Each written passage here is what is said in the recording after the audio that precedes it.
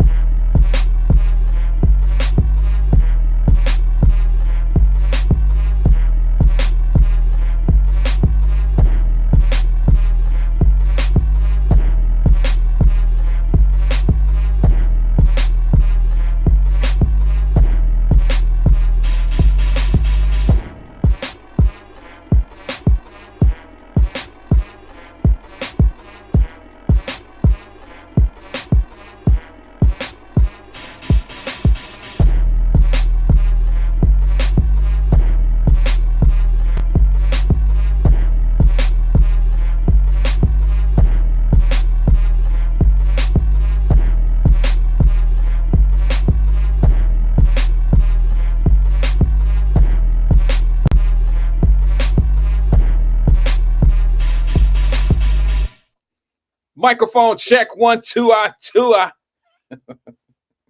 Microphone check 1 2 1 2 Let's make sure that we're here. What's good with everyone today? Can you hear me? Make sure you can hear me. If you can hear me, tap in. Let me know that you're here. Short show today. I got things going on. I have to be somewhere at 4 o'clock. So that means I have to leave here about 3 o'clock, 3:15 at the latest.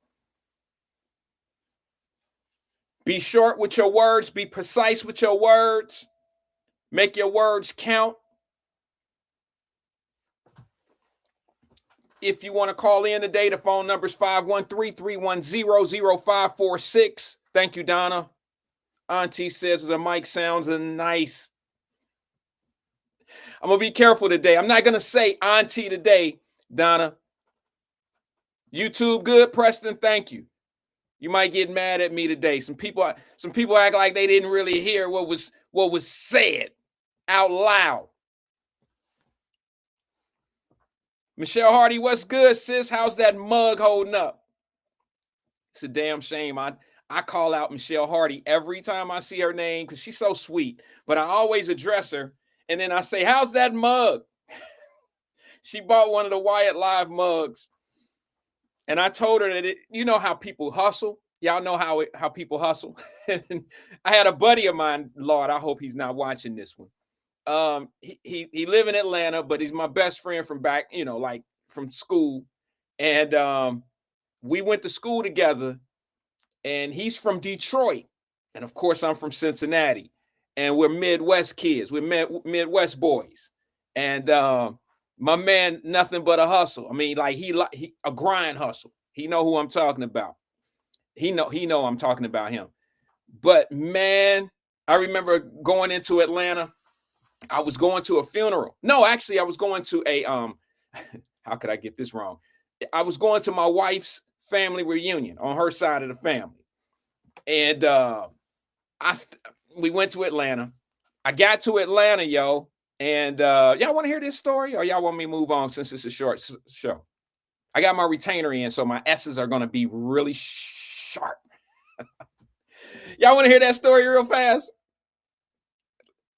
Yes or no? Or I'll move on. First one, give me a yes or a no. That's what I'll go with. Put it in the screen.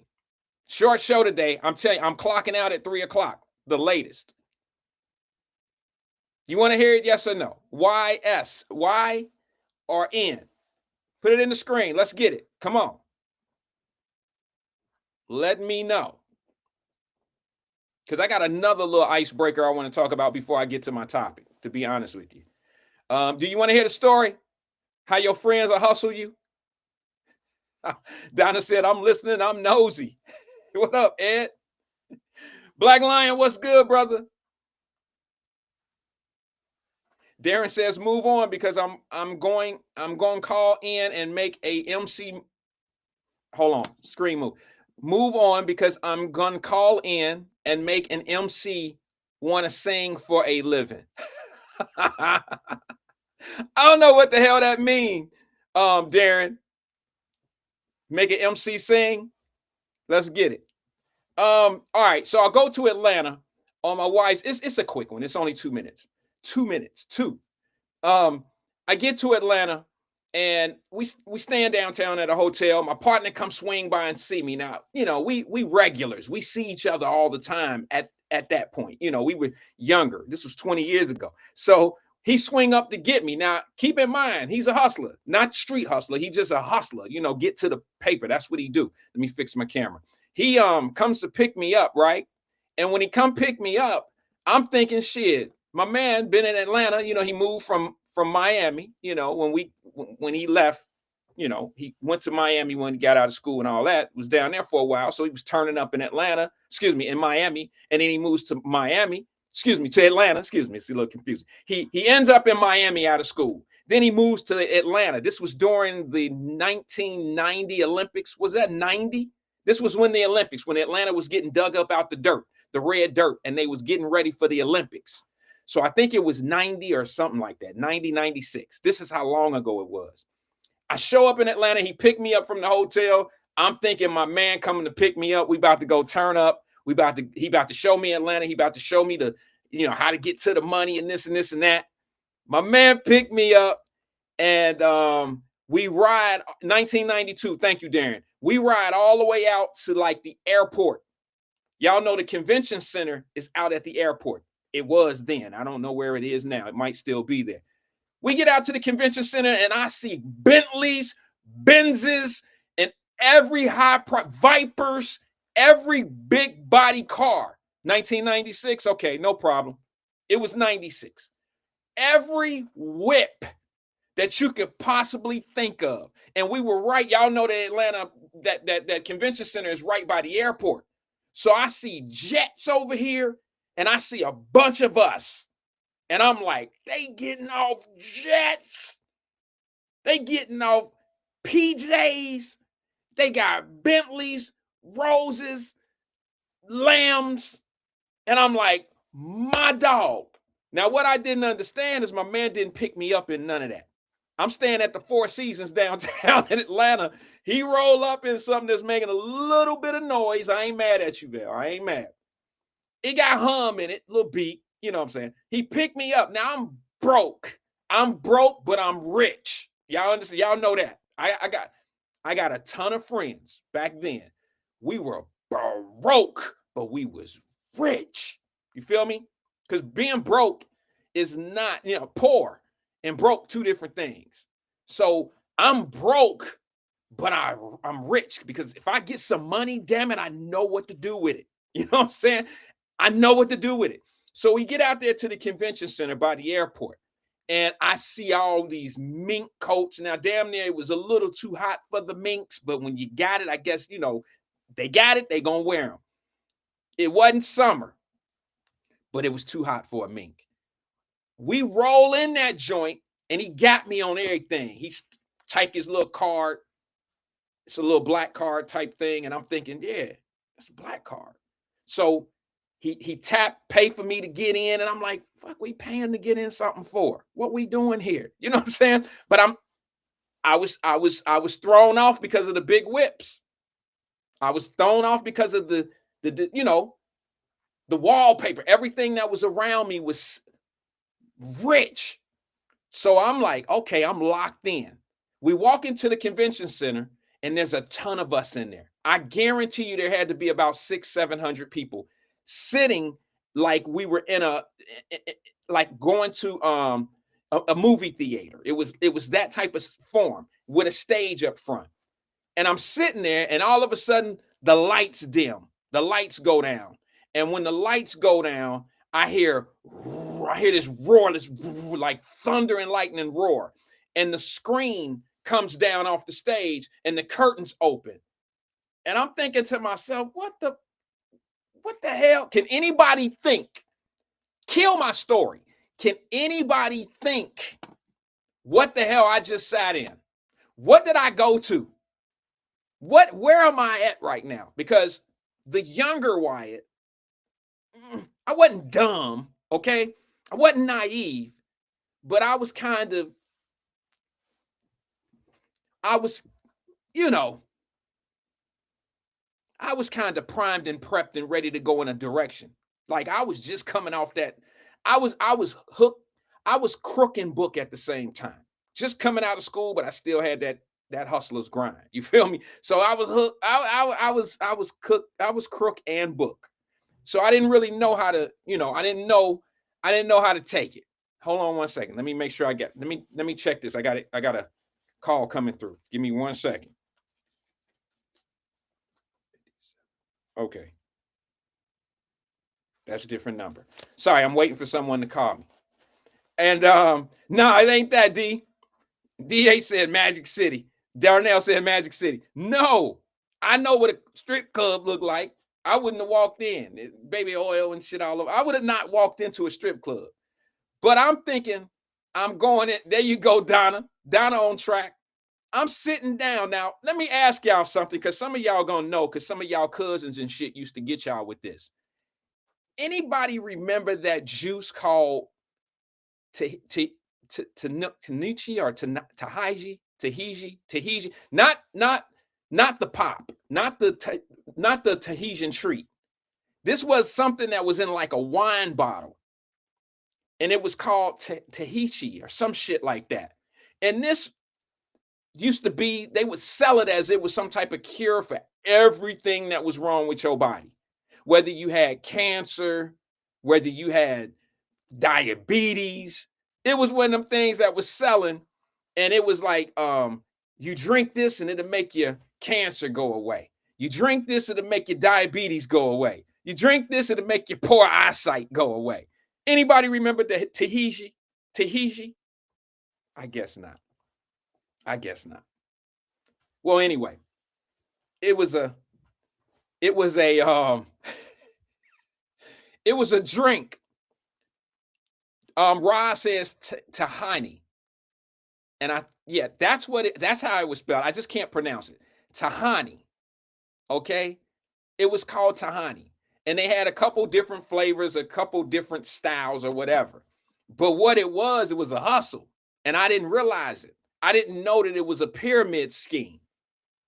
And I didn't know that it was, when you walk in here, you about to get set up, because y'all know what a pyramid scheme is. It's basically one person get you to work, and then you get 5 or 6 or 10 people to work. You start selling this juice. You get 10 people to sell the juice, and you just kind of get a percentage of what everybody's doing on the juice. And I'm sitting around thinking, how do I get to the Mercedes, and how do I get to the Lamborghinis and the Bentleys and everything sitting outside? As I got older, I realized that shit was sitting out there and it was staged. Those were rented vehicles, because what they did is they played a video while I'm sitting in the chair, and we were sitting around, and they played, when the curtains opened and the screen came down, they played a video of all these people that look like you and I, look like us, look like me, living lavish lives, stepping off jets, getting out of Lamborghinis, getting out of Bentleys, and they talking about, you can have this. What tier are you? Are you a gold? Are you a yellow? Are you a blue? They had tiers. So what they had to do is they had to hype you up and sell you a lifestyle. Damn the juice, that's what you selling. But if they can sell you a lifestyle, then your ass will get out there and hustle. You know what I'm saying? It was a straight pimp game. So it was crazy that my best friend took me to some bullshit when I'm in Atlanta, fresh, and I'm ready to get my grind. I had a few, I'm broke, but I had a few working dollars, no real big capital. You take me to some shit like that, and it was an A+ effort at the beginning until the seminar started. You feel me? It was A+. I seen everything I needed to see to want to get involved. And my boy, this is why it's not good to do business with friends. Hold on. Darren, you can log off. He said this is a long ass F. I tried to tell you to move on earlier. Listen some damn time. Bye. Kick rocks. Nigga, I don't even know you like that. But anyway, this is why it's not good to do business with friends. Him and I, we never fell out. But some friends, they can't take that truth from you. They cannot take the truth, when you tell them reality. For probably about a year, he tried to get me on that kick of, sell this juice, sell that, you know what I'm saying? Sell the juice. Do this, you can make this money and blah, blah, blah. I'm like, bro, it's not me, man. I got other things to do with my money. Just for the hell of it, I bought a case of it. And I don't want to get into what I did with it because I had a couple family members that were ill. You see what I'm saying? And that shit didn't work. So I don't know how many of y'all know about Tahani juice or whatever it is, but be careful getting in business with friends. Be careful going to these. And the reason why I brought this up about going to them schemes, we need to learn what are real money makers and what are not real money makers. That's the point. That's the moral of the story. I see a lot of people online that are selling these real estate schemes of how to buy units and how to buy doors and how to do this and how to do that. Please, please, please, please be careful. Be careful in taking it. Because let me just say this. One thing someone will never show you how to do is get rich. If anybody shows you how to get rich easy, it never comes easy. Okay. Becoming rich is not an easy thing. It's not even easy. The hardest thing to do is to become rich from the ground up. It's very difficult to do. Now, if you hit the lottery tonight, it's going to be harder for you to maintain that money if you're not used to running money and managing money. But all I'm saying to you is all these pyramid schemes that I see on these networks and stuff out here, whether it's Facebook, YouTube, please be careful. Be careful. Terry says, hey, Wyatt, you got Thursday and not Monday. Oh, on the thing there, my bad. Let me see if I can go in and change it real fast while we're here. Wait a minute. I thought I changed that. I changed it at the beginning because I was running low on time, but you're right. It does say Thursday. Let me see if I can change it. In YouTube, it is not going to change. It is going to stay the same. Thank you, Terry. I appreciate that.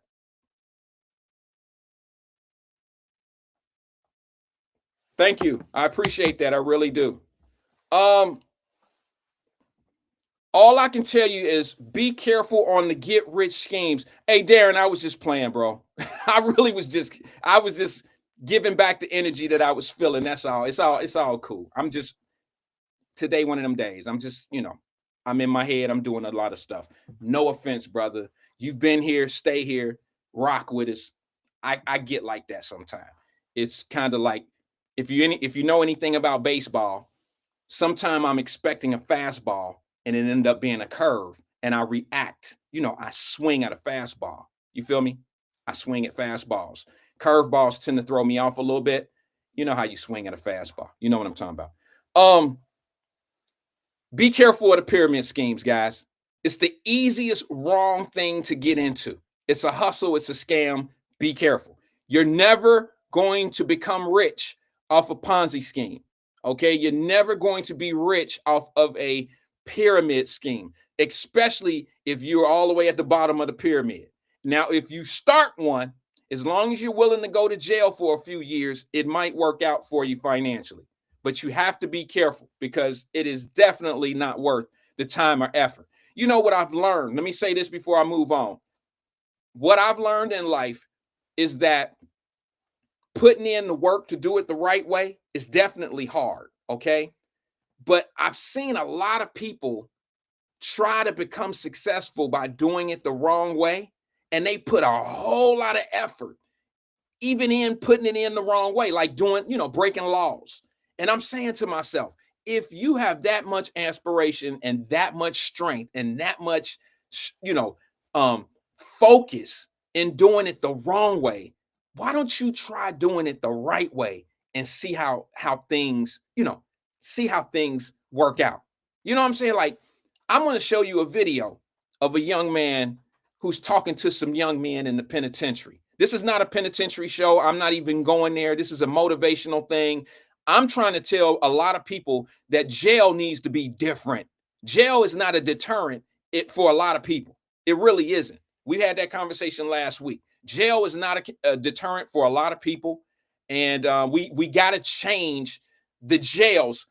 We really need to change us. We need to change the people before we get to the jails. But at least a hand in hand of changing the jail and the system and how it's breeding more, like they're coming out just to go back in. A lot of people go to jail and that becomes their university. They go to jail and they learn more crime or learn the crime that they've been getting into, and they learn how to do it better in their eyes. And it's just bad. So remind me to play that clip for you guys today. All right. The other thing I wanted to say something real fast before I move on.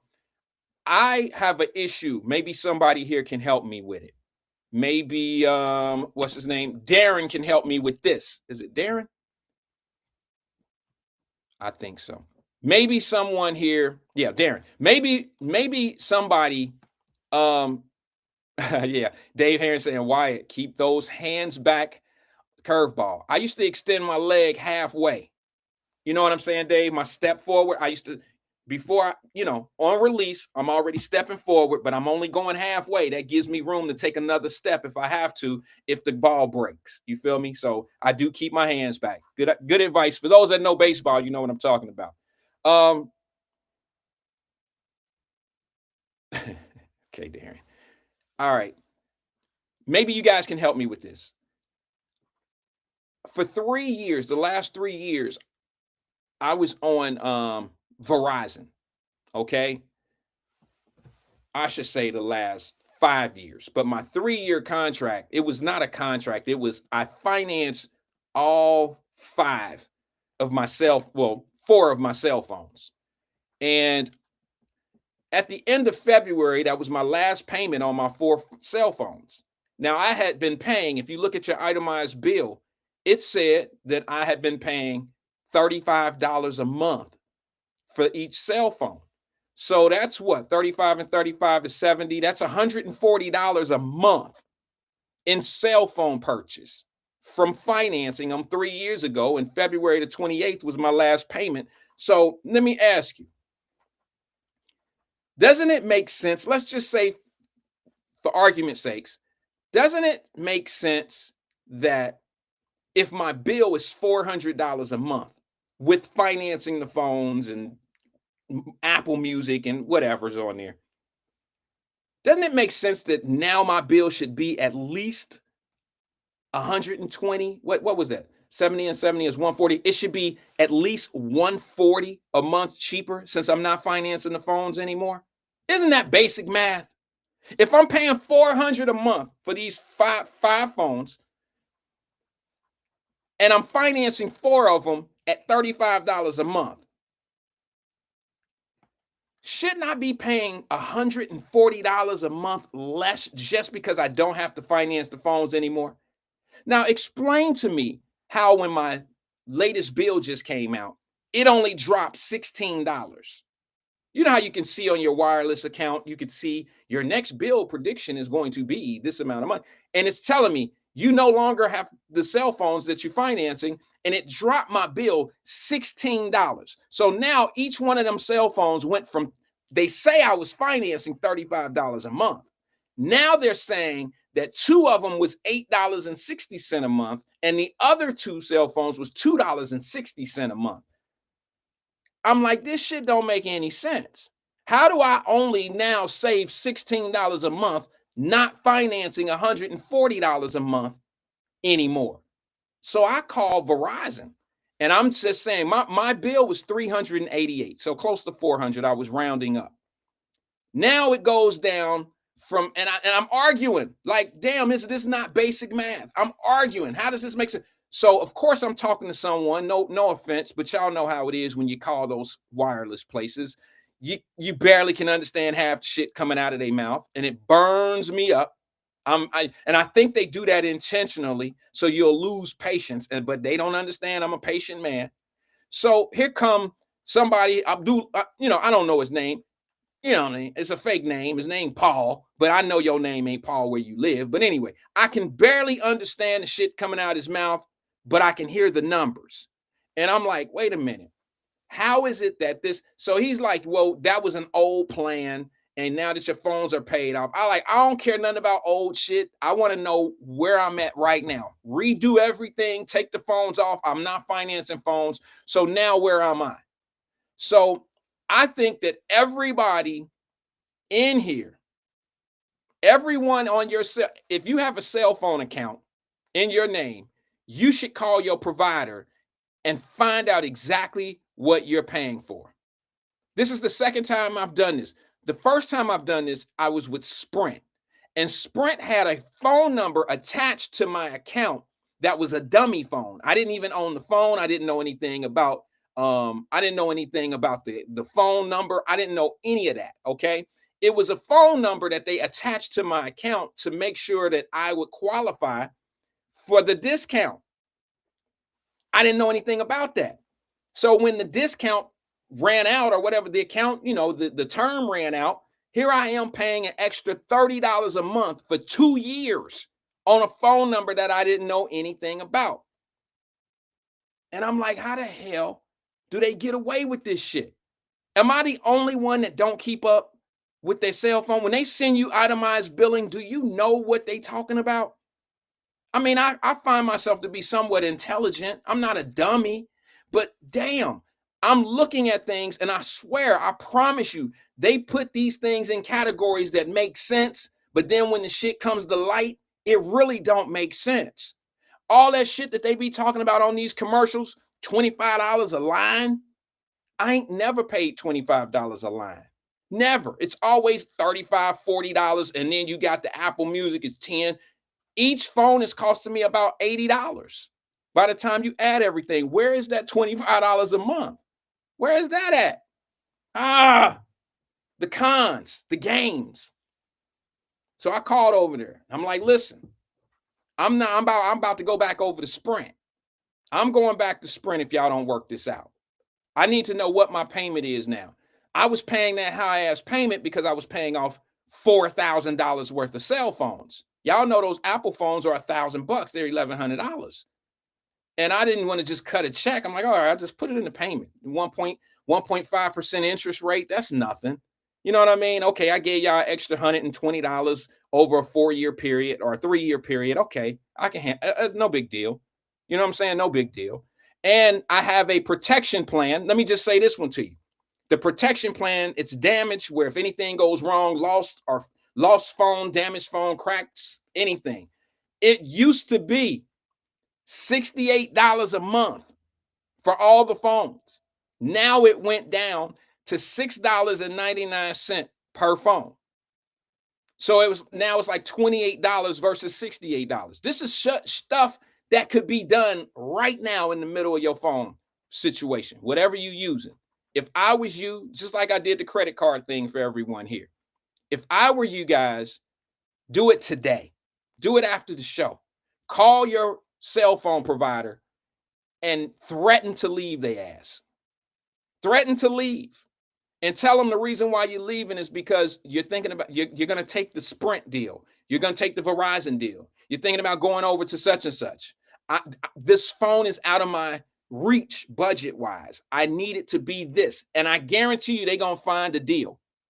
The things that you used to paying for, they're gonna be willing to discount it for you. Apple Music, $11.99, $10.99. You know what I mean? Insurance went from $68 to $28.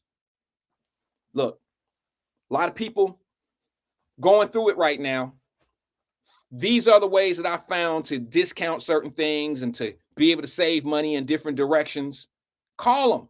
Call your credit card company today and tell them that you're not paying your annual percentage, your annual participation fee. Sometimes it's $100 for some cards. Sometimes it's $50. Shit, I have an American Express. They charge it $500 a year just to be an American Express member. Okay, they told me to go ahead on. They not American Express different. But these Visa companies that are getting 12, 13% APRs and 19% APRs, they'll work with you. If they know that you're smart enough to ask, they'll work with you. They'll just take it out on somebody that don't know any better. So reach out to your cell phone companies, reach out to your credit card companies and tell them no more. I'm not paying these high ass prices anymore. That's right. DH said, David Herring said, Wyatt, it's a world of negotiations. I tell people all the time, DH, we don't get what we deserve. We get what we negotiate. Okay? We don't get what we deserve in life. We get what we negotiate. Life is a negotiation for me. Everything I do, I think listen, my wife and I, y'all know we traveled this weekend. I'll get into that maybe tomorrow. My wife and I went out of town. I never pay what they say. Never. I was at a store and I said, hey, this coat right here, I know you had it online. Now, this is a pretty good store. You guys are familiar with like Men's Warehouse and Joseph F. Banks. I go in there and I'm like, bro, this coat, and I'm not a coat guy, but when I'm going back to the Midwest, I got to be prepared. So I tell the guy, I'm like, bro, this coat is $5.99 right now. I could have sworn I just seen it for $99 online. And he said, that was then. You can't buy it for $99 now. I said, so why is it that 2 weeks ago you could sell it for $99, $500 less than you selling it right now? What changed? How could you sell it for $99 2 weeks ago and now it's $599? I said, bro, I will never pay $590. I got it to give to you, but it's an insult for me to give you $500 more than I know that what you were willing to take 2 weeks ago. I just won't do it. The worst thing a store can do to me, because I got this OCD shit, the worst thing the stores can do is let me see it on sale one time, because I know you can sell it for that. I know you can sell it for that. Don't ever try to sell me something and you didn't discounted it some time ago and you think I'm going to pay what you say now. It ain't going to happen. Not going to happen. Not going to happen. All right. So look, let me just say a couple things where I'm going with my topic. I don't know which one to start out with. Really don't. I missed the call. Feel free to call back. It's pretty good.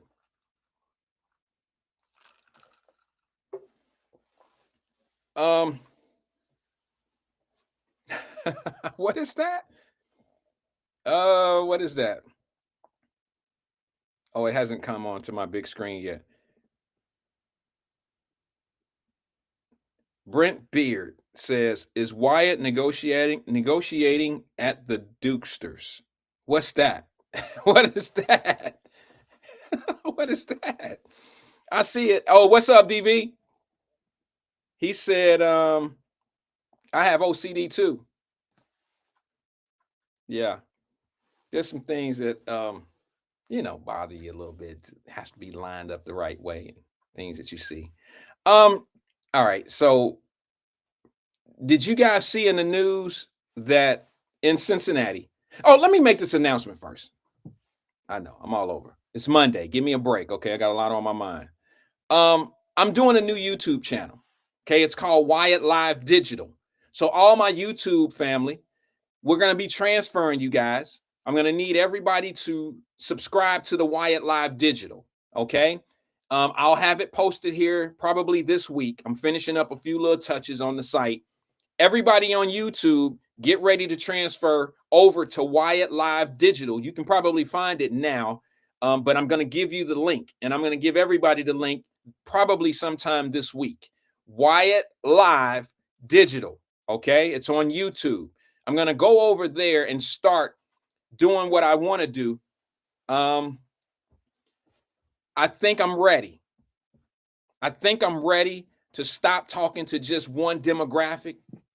I'm ready to open the floodgates. I'm ready to go ahead and take that leap into different areas. You know what I mean? Start talking to people in Brooklyn. Start talking to people in Kansas City.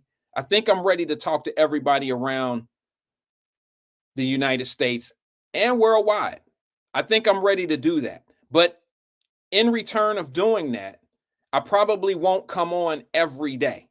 Okay. I don't really have time to do what I'm doing every day, but I'm ready to expand because I have a retirement date.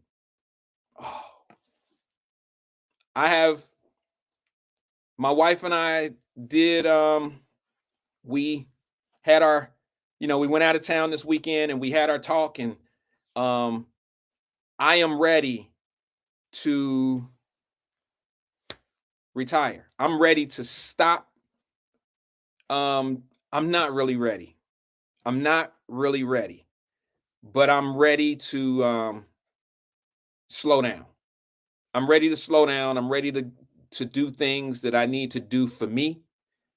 My children, my youngest daughter will be 21 the end of April, and I am ready to start doing things. I have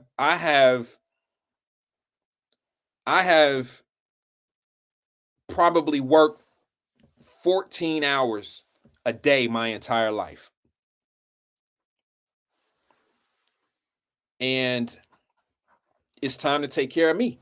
Feel me? It's time to take care of me. My wife has been somewhat neglected over the years. Not totally, but she said something to me that was very simple, but had power. She said, here's the funny thing. You guys are not going to believe it. I'm going to share an intimate moment. My wife and I went out of town over the weekend, and we just talked, and we was kicking it and just doing what we do. And she bought me now our anniversary is at the end of the year, at the end of this month. But it's actually the 21st. Okay. But she bought me a sweatshirt, and it was a real basic round neck sweatshirt. And it said, Music Master on it. Okay. Music Master was a company that I had started. Excuse me. It was a company, a DJ, my DJ company when I was in high school / Globe Records and all that. It was a company that I had started called Music Master.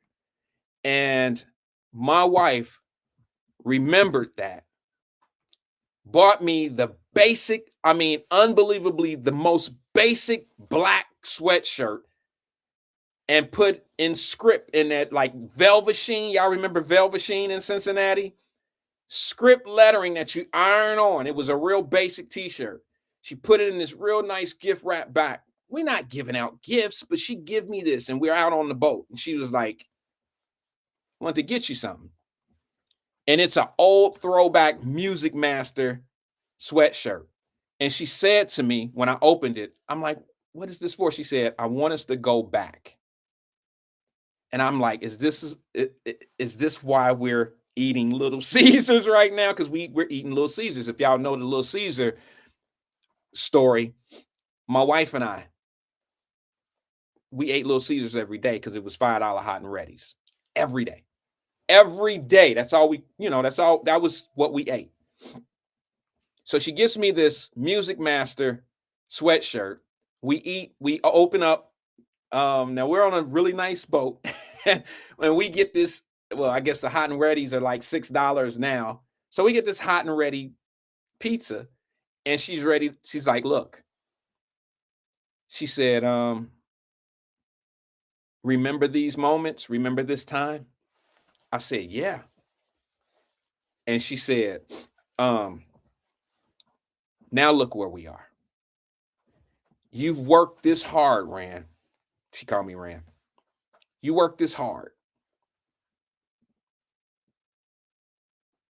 to be able to do what you're doing right now. So what's the, when you have, she was like, this, you're where you, this is why you worked as hard as you worked.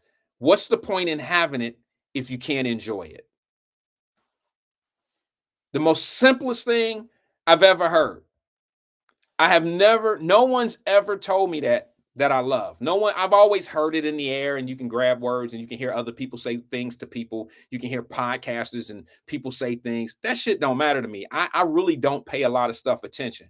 I pay attention to the people that I love. And she said it in the most calm, cool, collective way. She said, what's the point in having all of this if we can't enjoy it? We need to go. We need to enjoy, things. You don't enjoy stuff. You really don't. You convinced yourself that you enjoy it, but you don't. You're not the same person. You feel like if you're not involved in something, that it's going to get away from you. You feel like everything has to, you have to touch everything in order for it to survive. Meaning in business, okay? Meaning, I'm licensed in 42 states in the United States of America. Out of 42 states, I have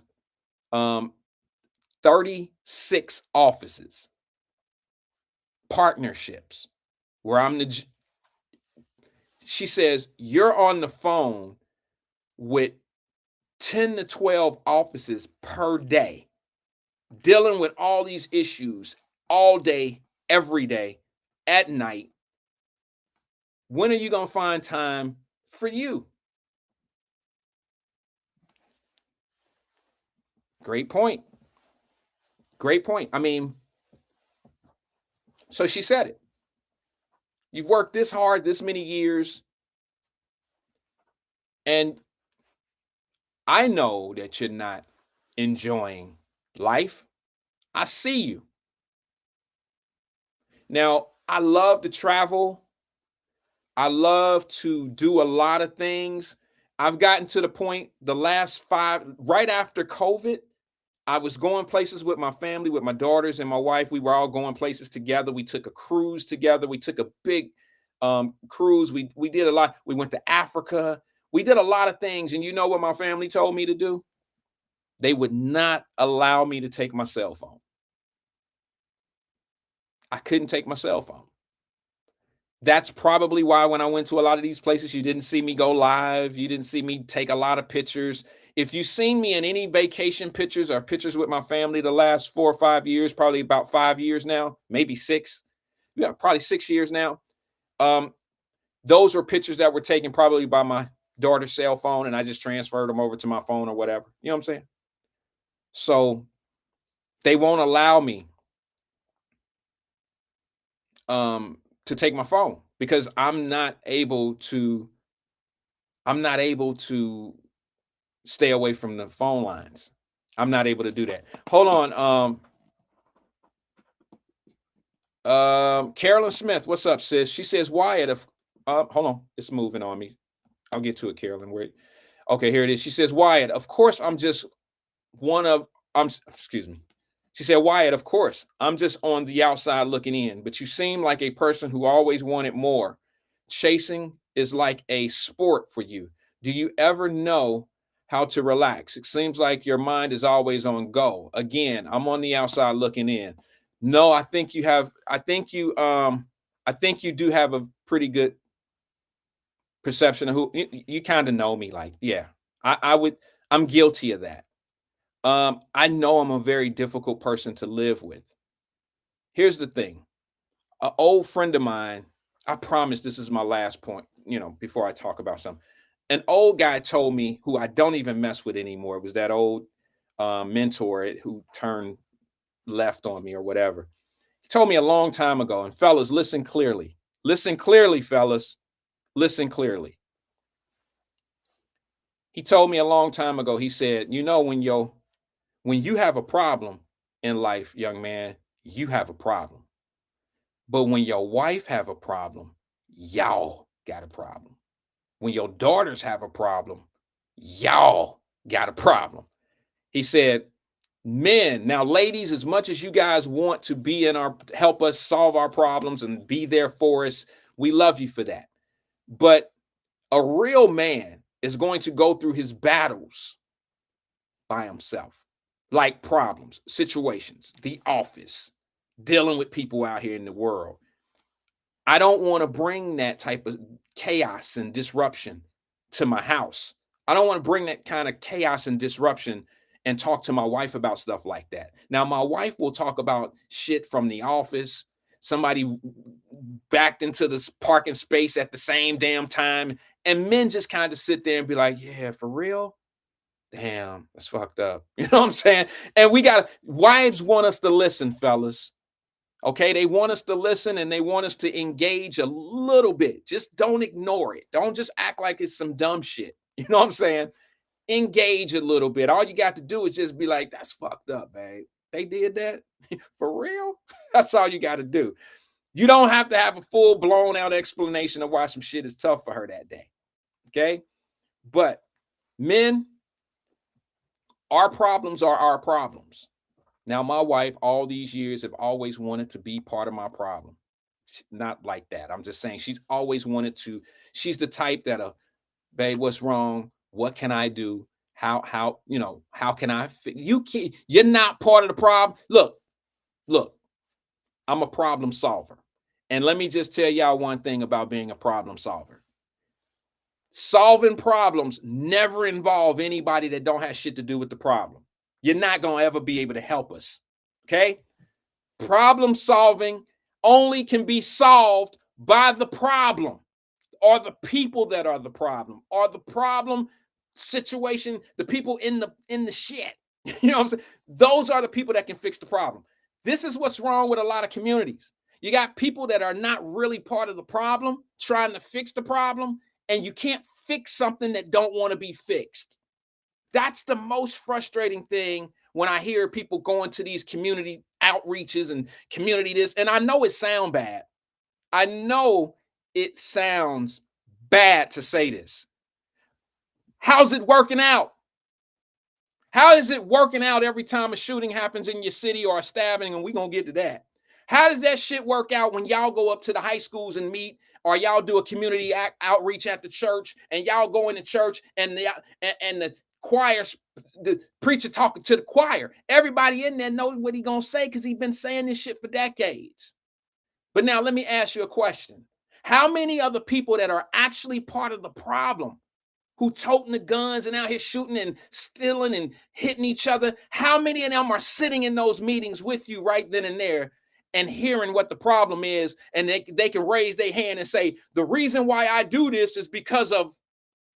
They're never there. I know I got off on a tangent, but it's the truth.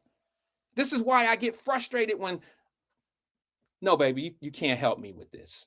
Now, if I need some advice to turn left or right into the problem, I might ask you, would you do this or would you do that? But pulling you into the problem, a problem that you're not really part of, I don't waste my time with that. I don't waste my time with that. We all get the same amount of time in a day. We all get 24 hours, okay? I tend to use my 24 hours solving issues, not bringing people into my issues. And when I use my time to solve problems, it always involves the people that are part of the problem. Okay, I never bring somebody else in. It's not productive. For some people, it makes them feel important. For some people, it makes it feel like they're doing something. But I just ask you, how does that work out? Just use your own simple life. You ain't got to talk about what's going on in the streets with the kids and stuff like that. Not that. I'm saying, how does it work out in your life? You know what I'm saying? Like, you don't have a problem with your kids in your home and go down the street and go get some other kids to solve your problem. Like, you don't go down there and say, hey, come on, y'all kids act right. Y'all some good kids. Come on down to my house. I'm going to treat y'all like the good kids that you are. And then I'm going to sit here and watch my badass kids not do the things for them that I would be doing for them if they act like y'all. You don't do shit like that. You don't bring people into your problem trying to fix your problem. You don't do it. So I just find a lot of things that I see, it's not productive. It's just not productive. It's like spinning wheels. It's a hamster on a wheel just running around and running around. And it's frustrating. And then, of course, you got people that already know it's not productive, but that's how they make their money. I ain't going there with it. They know that there's no fix without the problem being involved. They know it.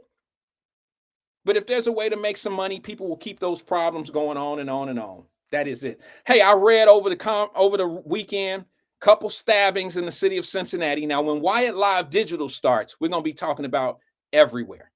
Okay? My Cincinnati folks, I'm not going to be able to talk about Lynn Street that often. I'm not going to be able to talk about West High and Withrow and all that. I'm going to do the best I can because it's going to be a broader audience. I'm going to reach out to the people in LA that I know. I'm going to reach out to the people in Chicago. I'm going to reach out to my Florida people here.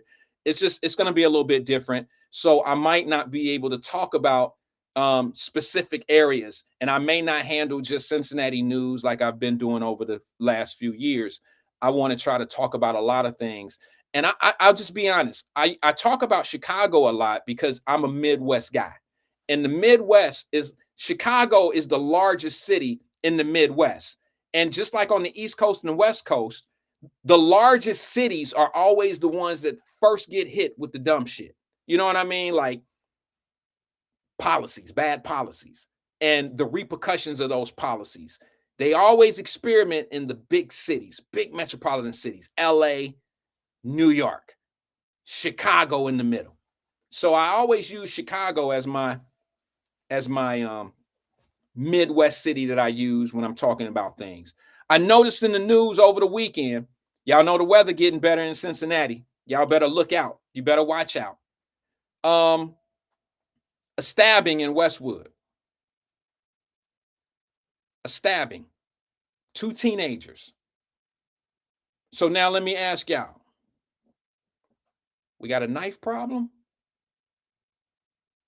So if the teenagers all start stabbing and going after, because back in our day, y'all know that it used to be box cutters.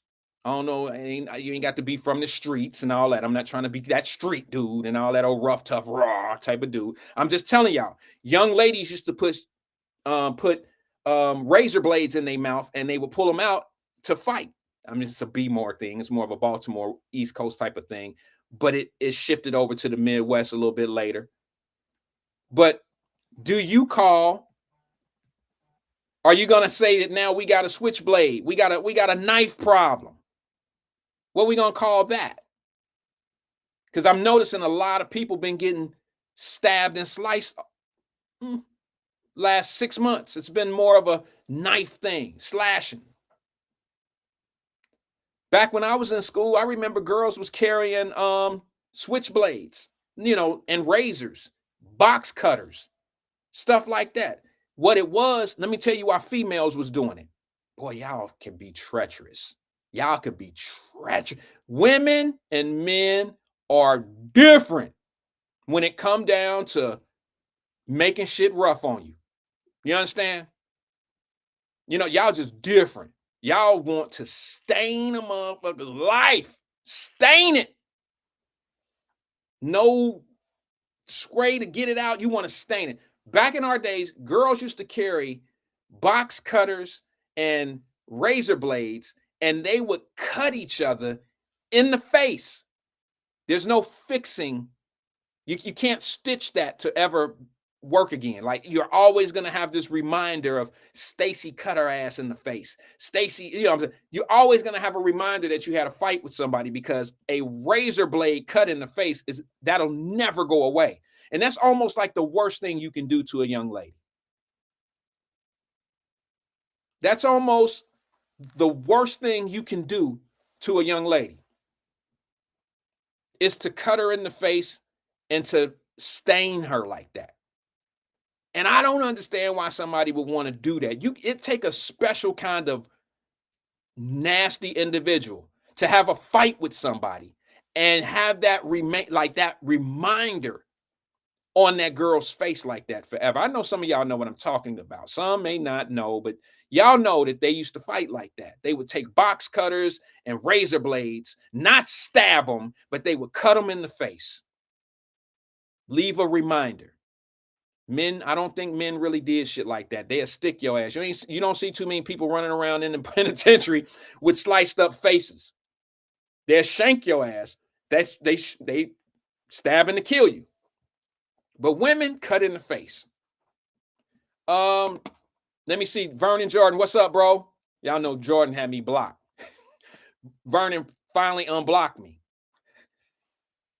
He said, we've had a lot of strangulations in Cincinnati, the involuntary kind. Let me tell you what's going on there. Nothing new. That's just a new charge. Here's what they've done. I don't know if you guys know about this in Hamilton County, and I want to talk about this for a second too, about Hamilton County. And I have something that I want to show you from the AG, or from the government, that has been announced about Cincinnati. Strangulation is something fairly new. Now, I've been in the court system 23 years, 25 actually. I've been licensed for 23 years. Strangulation is new. Strangulation is a charge that they have put on to kind of trump the domestic violence charge. If the police come out to your house and they write out a police report, and it's you guys are fighting at night or during the day or whatever, police come out, and the police write in there, you say some shit like, yeah, he grabbed me and he did me like this, he did me like that. The police gonna say, where did he grab you? And you be like, right here. And then he kind of hit me right here. Oh, he put his hands on your neck. Yeah, you know, and y'all know, fellas, like those guys that get aggressive with women, like that's what they do. If they're not punching you, they're choking you. And they might not be strangling you. For a minute, they probably are. You know, I know how these whack ass dudes are who beat up on women. I've seen it. You know what I mean? They grab you by the neck, and now that's totally different. Okay? Because now there's a police report that doesn't just have domestic violence. Now it has what they call strangulation, which is a charge that they have. It's always been there, but now they're starting to add that strangulation charge to the domestic violence, because now it went from maybe a misdemeanor first time offense. When you add that strangulation on there, now you barking up the felony line. Now it goes instantly from a misdemeanor to a felony. So the reason why you see that, who put that up there about the strangulations? Who was that? Vernon, the man that has me blocked. They put that charge on there so it can be a felony. Because number one, they probably been to that house 3 or 4 times and she keep dropping charges. You see what I'm saying? She on one press charge. She go down to court the next day. We was just playing. Or look, I don't fear for my life. We had a disagreement. Or I was trying to get my car keys back from him and he pushed me by accident and I fell and it wasn't all no big deal. These courts have heard it all. Heard it all. So now what they doing is they kind of doing something. It's not, I wouldn't say that it's wrong, but it is something that's starting to put these charges in a different frame for people that are going in front of a judge. Because now when they read off the charges, they say domestic violence. Mr. Jones was here at 6 o'clock in the evening, and Miss Jones said that he did this and he did that, and then he choked her. Now you got a strangulation. You don't get a strangulation just in a DV unless somebody mentions something about hands to the throat or something of that nature. See what I'm saying? Now it goes to a felony charge. Now it's a little bit more difficult to wiggle out of a felony charge than a minor misdemeanor or a third level or maybe even a first degree misdemeanor. A little harder to wiggle out of that felony. You know what I'm saying? It's a little harder for the young lady to come down to the court the next day and say, yeah, he choked the shit out of me, but I ain't scared of him. Yeah, he choked the shit out of me, but we worked this shit out. It's a little harder for her to say that because in the 527, they're going to read off what the young lady said the night before. Yeah, he put his hands around me. He drugged me down the steps and this and this and that. Then he tried to choke me. Y'all worked the shit out. Since then, he been in jail. Or this happened 6 months ago and there's been a warrant out for him. We're together now. We got a baby or we got one on the way and we worked it out. He ain't going to try to kill me no more. That sounds crazy.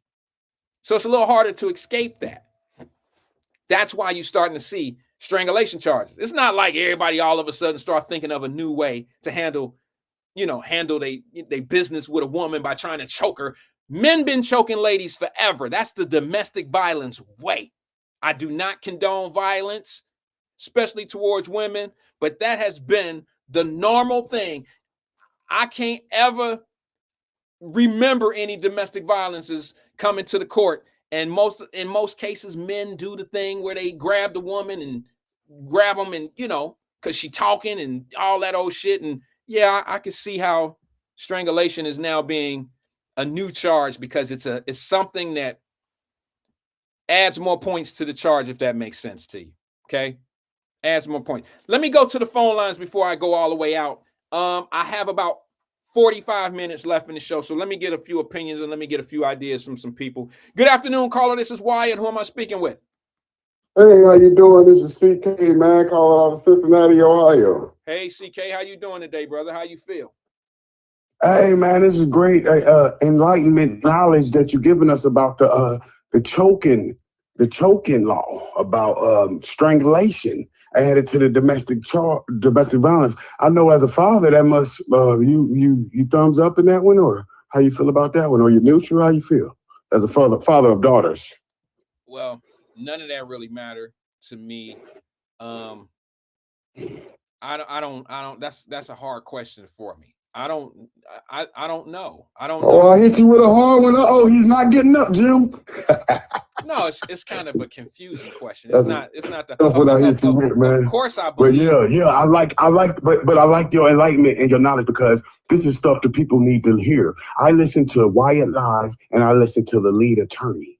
And both their presentations are excellent. Both of them wear suits. But the dude from Cincinnati is whooping ass on the fashion. You understand this? Okay. We from the Midwest. Okay. So he got gangster. He got some Chicago and, then he down there in Florida. So, I respect what you're doing. But what you're telling the people right now is great for the young people to know. We must know the laws. Don't you agree? Yeah. Hell yeah. Absolutely. Yeah. That's why by me watching the lead attorney and me watching Live, I see a guy I can identify with a little more. And I see your fans begging you to do something you don't want to do. And they don't see where your heart is at, the upliftment. It's not in the getting big and getting famous and getting 30 million subscribers. No, I don't. And really you've been honest about that.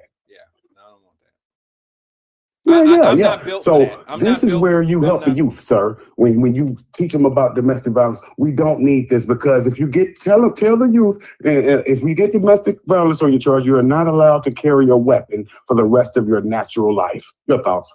I don't agree with that. I don't think. Okay. Well, I don't agree that if you get a domestic. Okay, are you saying if you get convicted of domestic violence that you can't ever carry a gun or a weapon again? Yes, in Ohio law. Domestic violence conviction prohibits you from carrying firearms because you like to be violent with domestic. Yeah, I see what you're saying now. Yeah, I agree with that. I agree. I thought you said something different, to be honest with you. I didn't quite follow it. Because I thought you said if you get charged with domestic violence. Now, being charged with something and being convicted of it is two different things. You know what I'm saying? Somebody could say. So you don't think a domestic violence convictor should be prohibited? You don't think he should be able to bear arms? Well, let me say this, and this is not going to be good on the ears. Yes, sir. But not all domestic violence people that are convicted of domestic violence, I know it's a physical act, but sometimes people get convicted of it, and it's not as physical as it seemed. I know that sounds bad. Indeed. I don't. No, it doesn't. No, it doesn't. It sounds very thought out and very articulate. No, it doesn't. So It's very, very I positive. shouldn't be punished, you know, my entire life of not being able to defend myself out here in these streets because I got a domestic violence on my hands that I had with a girlfriend or something of that nature 10 years ago. You see what I'm saying? Like that Yes, sir. That shouldn't punish So are you familiar with the lead attorney, sir? I am. Okay, so I knew Randall Wyatt had the edge because he's giving out real name. You have to investigate lead attorney. Red flag. Okay. Got him. You feel me? People ain't as stupid as you think just because you say you studied the law. Feel me? He has nothing to hide. He's giving you where he's from. Now, you look at the lead attorney. Boom. I study, so I see authenticity before BS. You can't con, man. You hear me? So, boom. Thankfully, the guy from my city is representing right. You see what I'm saying? It's not a con game. You see what I'm saying? He coming. You can check everywhere you want to go with it. He's solid. Now, as far as the strangulation, sir, if you want to picture it, let's show the audience. Lorenz Tate, Oscar award-winning performance on Dead Presidents. He showed you the strangulation technique on his then pregnant girlfriend. Remember when he came back from Vietnam? Okay, yeah. You talking about on Dead Presidents? Yes, with Cuddy. That Cuddy scene, those Oscar award performances showed you the strangulation techniques. He would have been arrested for domestic violence and the bank robber would have never happened. See what I mean? You're saying the strangulation, he would have had a domestic violence and the strangulation, that's where you get the felony for strangling your significant other. Okay. I got you. Sorry, I was shaking my head, bro. I was shaking my head and I forgot you weren't standing here. Now I was zoned out, but I hear you. I was shaking my head. Yeah, how did you feel about the scene? Did you see the scene? That's what you were shaking your head at? It was playing in your head? The scene when he was strangling her? Yeah, it was playing in my head. I was remembering that she was talking and he started choking her. That's kind of how strangulation happens. When you hear strangulation, you think you think that somebody didn't half killed someone, but it could simply be he grabbed her by the neck for a couple seconds I know I sound bad for saying it this way. No, you don't, sir. This is Lorenz Tate. You didn't even do the act. It was Lorenz. He the one that has the talent. He is the actor that brought it to life. So that's why he is the best actor, the number one leading actor. Right, what do they call those people? The actors. What they call? Actors. Leading men. No, not actors. What they call? Mammals? What they call them people? Bruh, move on. You don't know I don't get you. I don't get it. No, you understand what I'm saying. You brought up strangulation, and now when I put the visual to you, Vernon, you can't this is take your it. fault. The trauma gets to you. Vernon, this your fault. Okay, go ahead, man. No, I know. I'm saying you have to recognize your own greatness, because by you bringing that to light, you're saving at least 40,000 women from domestic violent predators. Because now when they hear what you're saying about the law, it makes them think twice about putting their hands on their girlfriends or their wives, sir. That's the power you have around the white. Well, I appreciate that, but let me just say this. I don't condone violence towards women at all, nor towards men. But what I'm saying is, of course you don't. No, what I'm saying is, you're right. When it comes down to arguing with a woman, please think ahead of time. I don't understand why men argue with women. First of all, I can understand arguing with an issue. Like my wife and I've had disagreements, but we don't argue. Like, to me, I don't understand the purpose of an argument, because all you're doing in an argument is talking over one another, right? And then you're not even really waiting. You're not listening. You're waiting for your time to say what you have to say. Okay, you're not really listening. You're just waiting for your opportunity. You out of gas yet? You out of breath yet? Then I'm gonna get in and do mine. And then some people talk over one another, and then it gets physical. You see what I'm saying? And that, to me, yes, I just don't understand why men argue with women. I just because they wanted to get physical, like you said, just like sex, just like they doing what they doing to get physical with sex. They're starting an argument so they can get physical with violence. It's the same exact principle. These are predators. These are cowards that like beating on people that's weak. You know what I mean? I get it. This is how their mentality is. So they trying to start an argument, Wyatt, so they can put the. I seen it happen with my moms, man. But I seen it happen with my moms, man. Okay, but that's a sign of a weak man.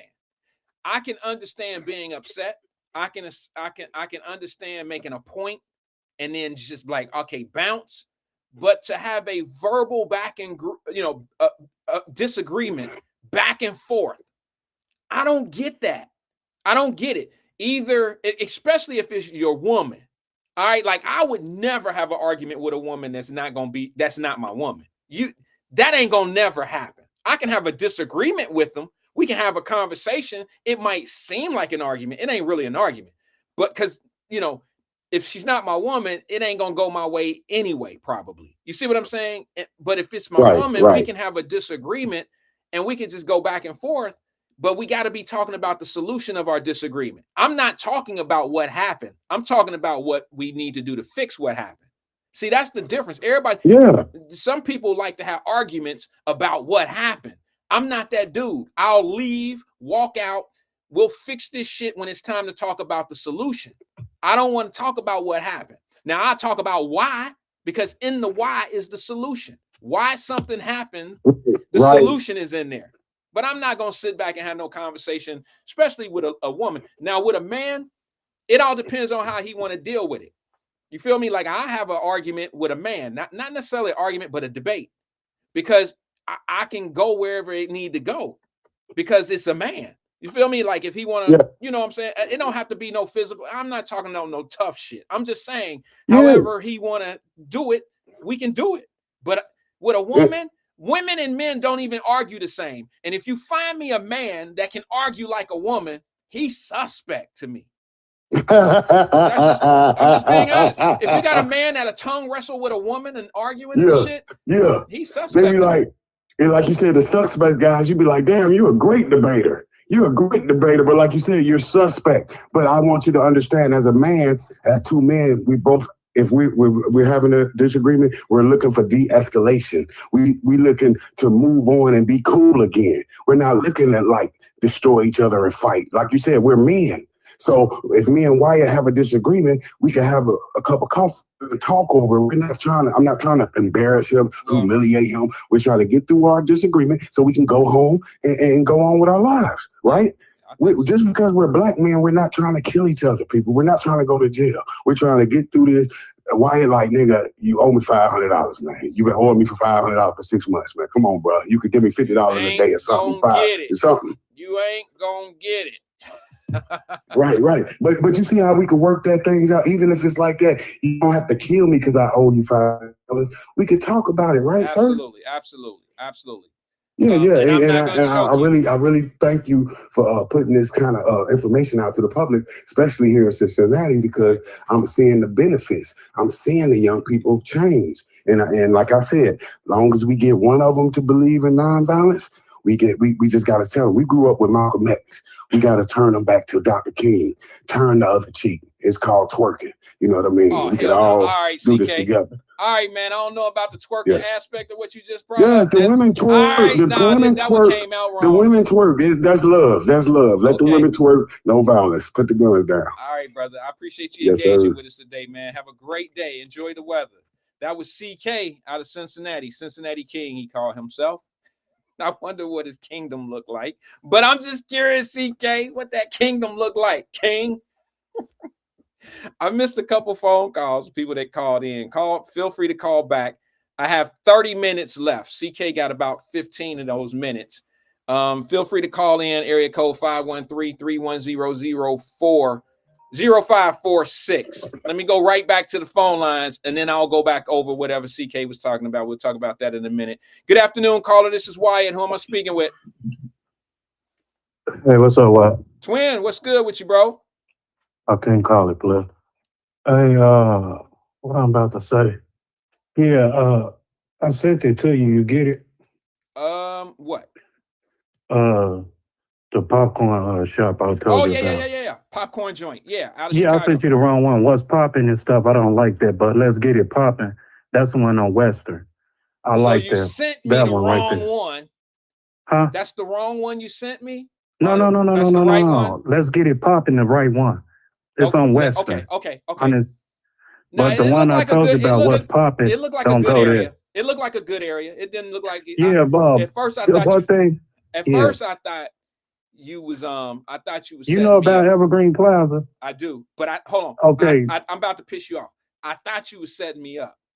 No, don't do that. No, I'm don't do just that. playing to it. Go ahead. Yeah, Avalon yeah, Plaza. I Yeah. wouldn't do that. Hey, yeah, but out there, Wyatt, if you go on 95th Street, hey, I know you kicked up or whatever, but man, you unload over there. Okay. Because them suits you wearing, Yeah. why? And the fur and minks and all that, they like right there on 95th with the old Evergreen I Plaza. am not going to Chicago, coming back looking like Money Mike.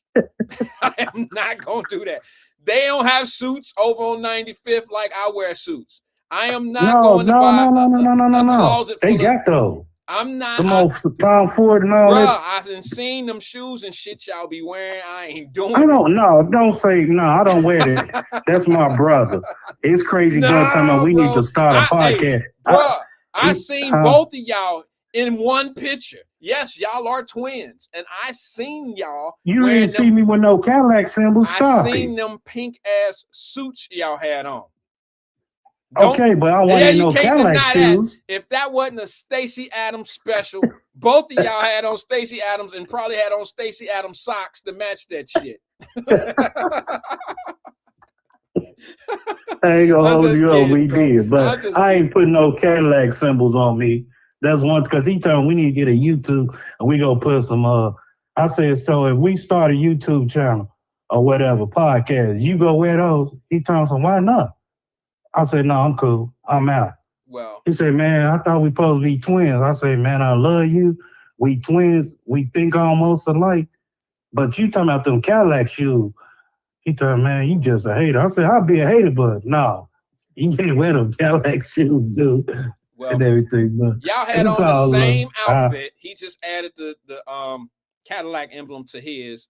And I mean, okay, the suits were cool, pink and white on a Thursday, but I'm just saying, like, it's not really my style. But you know, no, man, so they I'm got just wondering where you sending me on out there off 95th. I'm trying to figure out what that suit company looking like, because if they got the Stacey Adams, I'm cool on that. House of Adams. Wait a minute, House of Adams in Cincinnati, they closed a few years ago, many years ago. But they kind of been out of my rotation for a lot of years because yeah. I mean, yeah.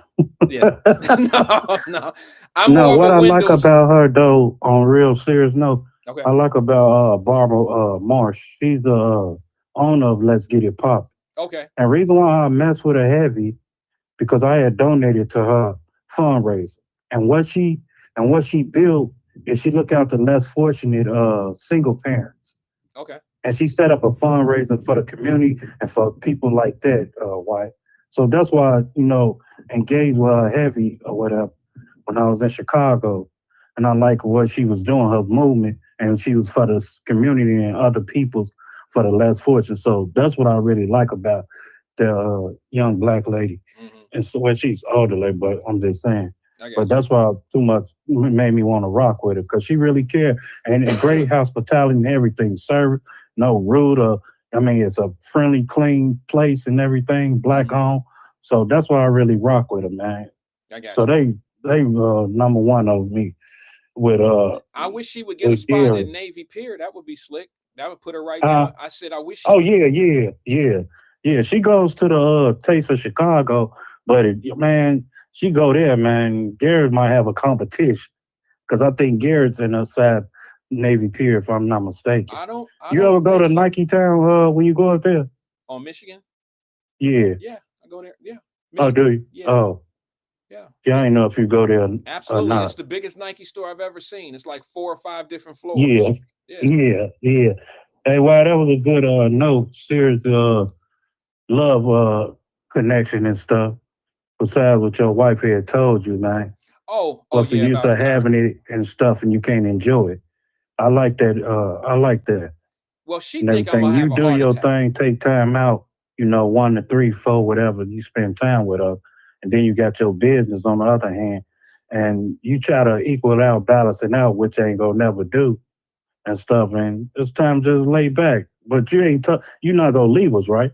No. I think my wife Okay. was just kind of she's just telling me to ease up a little bit because I think she think I'm gonna have a heart attack. Not that I run around and That's a yell lot and of hours, Wyatt. uh 14 hours a day, I player? don't know anybody who runs their own business or who's an Yeah, entrepreneur or I'm involved in a lot of different things and I yeah, don't know anybody that doesn't work minimum 12 to 14 hours a day. You know what I mean? So yeah, that's why I don't get mad at people who don't work for themselves and don't who are not entrepreneurs because it's not for everyone. yeah, A lot of people are not cut for it. And it's not there's nothing wrong with it. It's just that it's not for everyone to get in that it's a real busy life. You know what I mean? And if yeah, you don't I mean if it's easy, then you're probably doing it wrong. You know what I mean? It yeah, becomes easier. You get a hold of everything. Like I can work 14 hours in a day and I'm cool. Like I have a built-in alarm clock in my system where I get up at the same I get up at the same time every day, no matter how late I yeah, stay up. I'll go yeah, to bed at night pretty much at the same time and I'll wake up. You know what I'm saying? I just have a very yeah, consistent schedule. And it's just it's not as hard for somebody that's been doing it for 20 years. yeah, All I'm saying is if you just starting out, like Twin, if you started your business the beginning of this year and you're working 14 hours or 12 hours a day, you might only stretch out for 6 months. You might only do it for 6 months because just because you're working 14 or 12 to 14 hours a day does not mean you're going to be successful. You can yeah. fail at what you're doing, putting in 12 hours a day. You can fail at it, but you have to be very persistent. Failure is part of it. I don't know anybody that hasn't failed that has Yeah. been successful in life. I don't know not one person, not I've been personally. talking to this OG over the weekend, right? Mhm. And I used to do home health care. And my thing is, one day I'm gonna pray about it. Hell, God show me the way.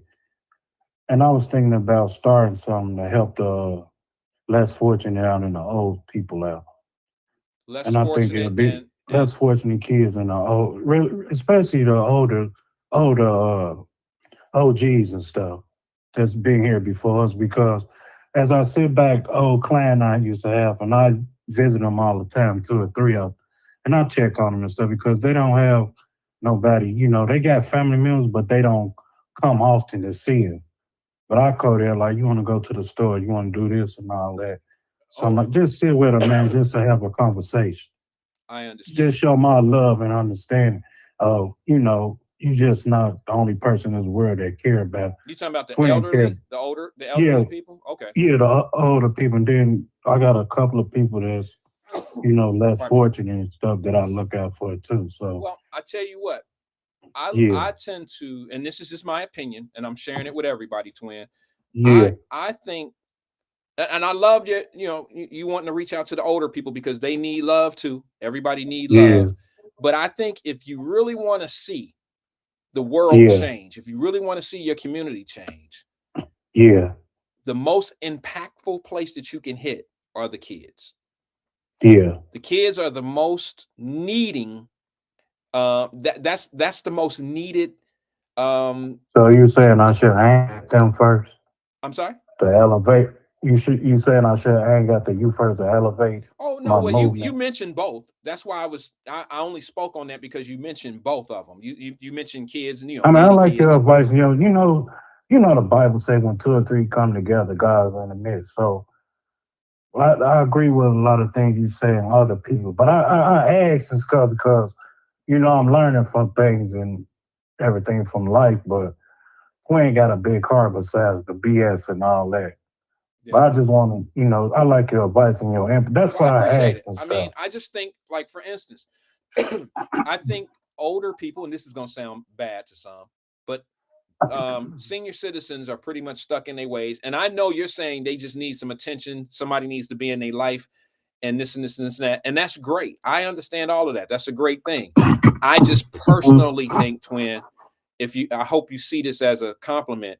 I just see you being more valuable to a younger mind that may be going down the roads that you had been in before. I think you can pass more information on and try to point them in a better light.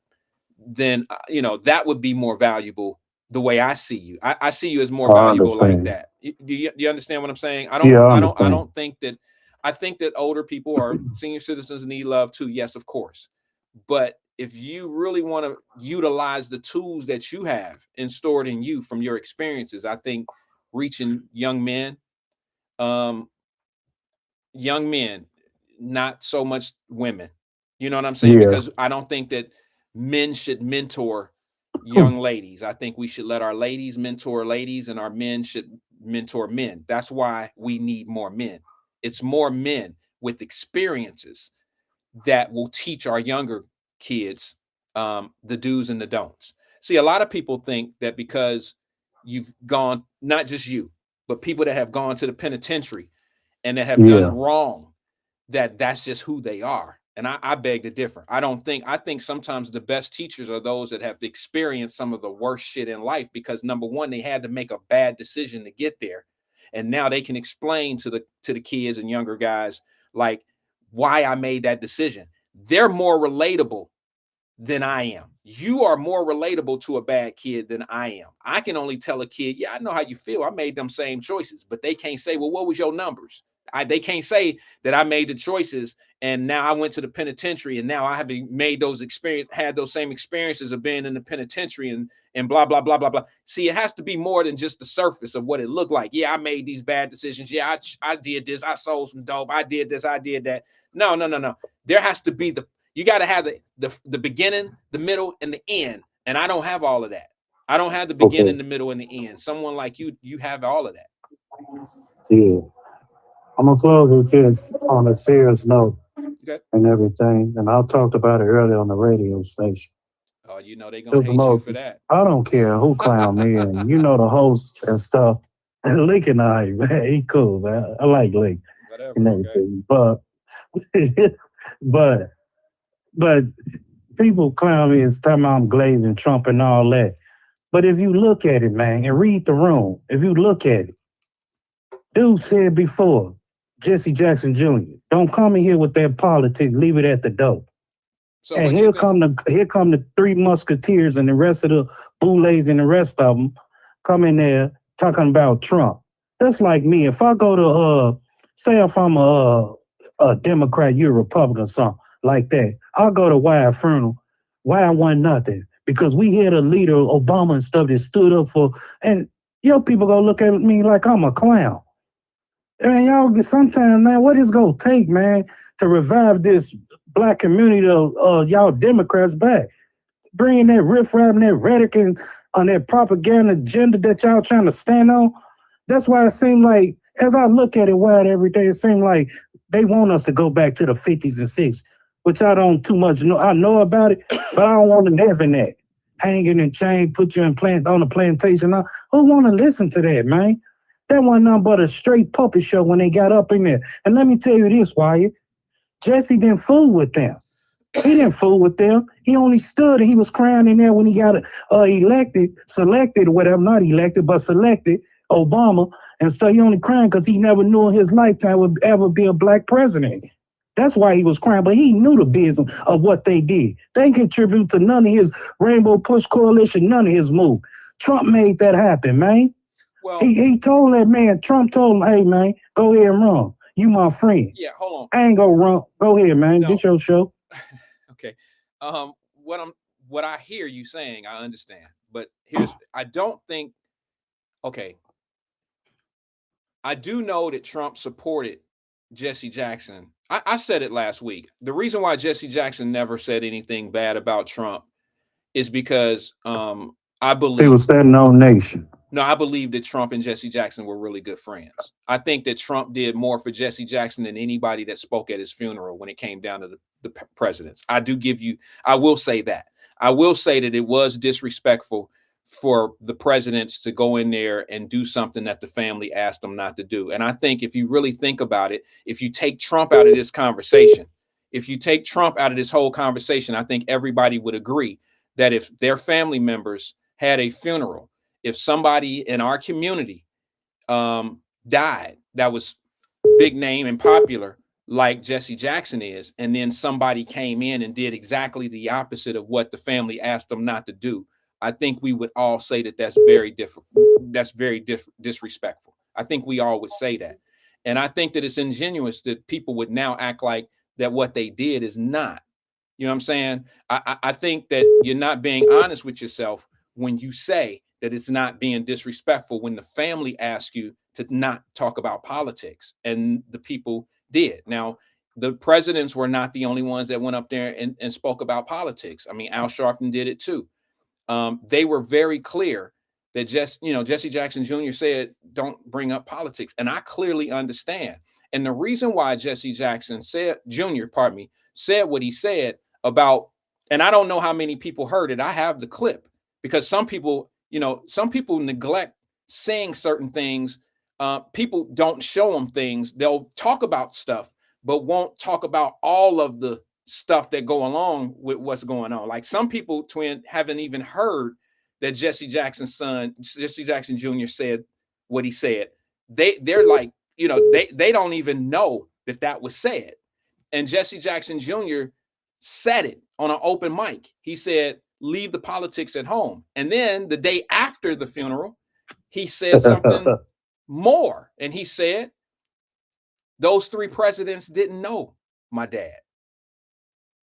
You see what I'm saying? They don't. And this is why I wouldn't watch the funeral, because of the things that they do. I mean, I knew that it was going to be a lot of grandstanding, and everybody was going to get up there and have their turn to say whatever they needed to say. And, that's the only reason, Jesse Jackson Jr. said it the day before the funeral, not to come up here. And the script writers wrote what they wrote, because those weren't the words of the presidents. Those were script writers. Okay. And so I know, I don't like having conversations about that type of stuff, because number one, it's going to draw a debate, but I don't need a debate to see what I seen, nor do I need any of that goofy shit answered for me, because I already know the answer. I know the intention. I know why it was done. And it's fine. You're going to have some people that are going to defend it, and then you're going to have some people that just totally disagree with it. So for me, I'll just keep it for what I seen it for. You see what I'm saying? Mm-hmm. I'll keep it for what I seen it for. It was very clear, but you got to understand, in order to be wrong, you have to admit your principles are wrong. If something is wrong, now, not every time you find yourself, like when your brother do something to you, when y'all were growing up, just because he did something to you wrong this time, don't mean that he's going to be a wrong or he's an evil guy his whole life. It don't mean that. But sometimes you have those moments where somebody do something wrong and you just take it for what it is. And it's a pattern behavior, to be honest with you. Like what I seen was predictable. Like not one of them talked about the man. Do you understand what I'm saying? If you really listen to, and the people that are defending it probably didn't listen to 23 minutes of it, but they'll talk about the defense of what they want to talk about. But that's why Jesse Jackson Jr. said what he said. I don't even think he meant it in the way that some of y'all think he meant it. When you say, see, them guys didn't even know his dad. No, I think the reason why he said what he said, Twin, is because the people that went up there and talked about his father didn't really talk about his father. That's why he said, you don't know Jesse Jackson. You don't know him. You see what I'm saying, bro? So I think that there was more to it than actually, there's an underscore to what he said. I think a lot of people who went up there and said some stuff was talking not so much about Jesse Jackson. They were talking about what they, you know, they were talking about what they were trying to carry. And that's just, it's sad. And that's what happens when you high profile. And that's why sometimes they had 5 funerals for George Floyd. And there was a lot of extra shit going on that you normally wouldn't see at a funeral, because there's certain things that need to be done in the process of that funeral. And that's what the Jackson family was trying to stay away from. Do you understand what I'm saying? There was agendas being pushed at that time. And that's not fair to that family. And for people that disagree with it, oh, well, that's fine. I mean, disagree with what I'm saying. Oh, well, that's fine. I'm just sharing my opinion. Yeah, because I like when Jesse Jr. stood up, his brother Yusuf and Jonathan. And then I like the preacher, Reginald Sharp Jr. out of Chicago. He said a powerful message and stood on what was Jesse about. And he kept it real, though, Jesse Jr. He didn't mess with them, whatever. And he knew, Jesse knew what was going on behind closed doors. Obama was disrespectful. People didn't know that. At the Black Caucus and stuff, behind closed doors in Chicago, damn near 5-6 years ago. He was disrespectful to them people, man. They don't talk about that, but, you know, it is what it is. They made that political and all that to get people in their feelings. And, man, it's sad, man. We talking about a great accomplishment of what Jesse did, not no political grandstand like you said. It was disrespectful, but, you know, it was a good film. I watched it, you know, all a whole week or whatever. Especially on Saturday, I watched the closing of it, but it was good. I mean, they sent them away in a good spirit, man. I can't say that. But that rhetoric, they spit every day and make it racial and all this Trump and all, man. Trump probably didn't show up because he knew the conflict, how it was going to be. But if he wasn't president, he probably would have showed up and got on the mic and said what he did and how much respect him and Jesse had for one another.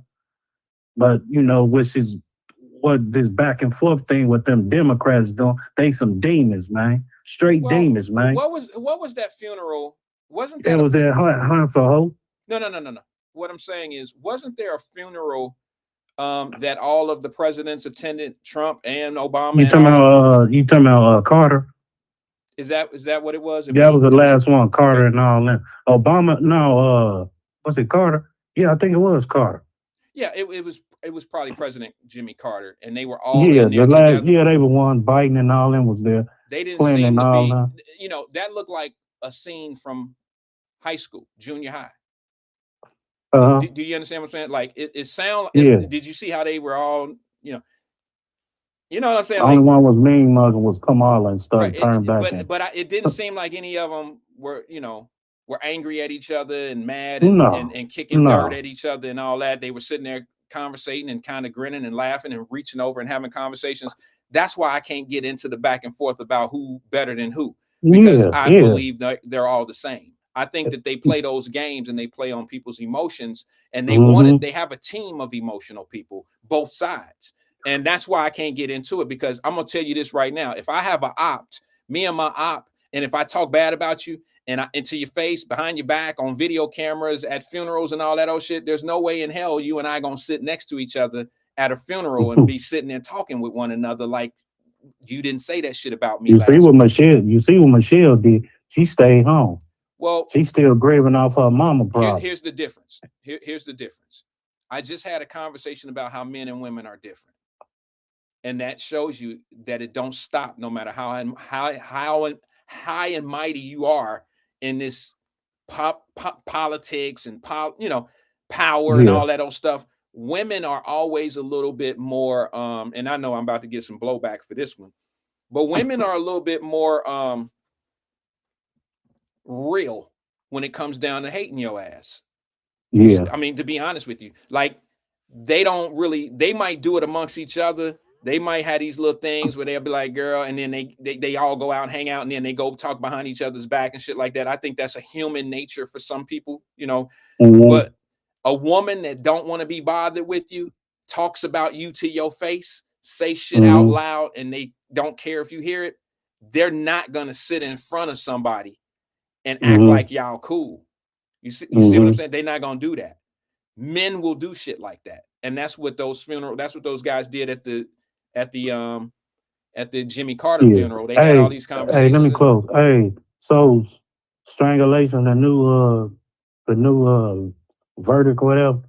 Say what? Say that again. Strangulation. Okay, strangulation. Okay, yeah.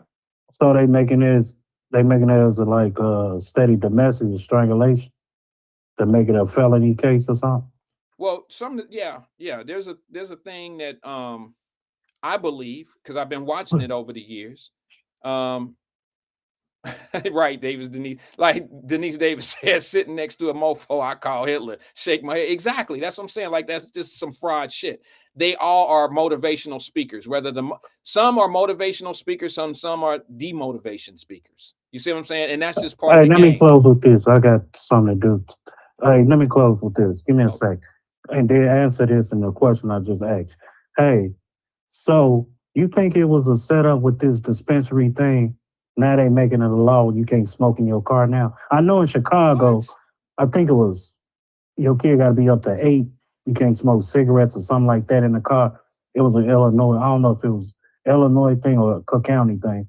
You couldn't smoke cigarettes, anything. I think it had to be past 8 years old, something like that.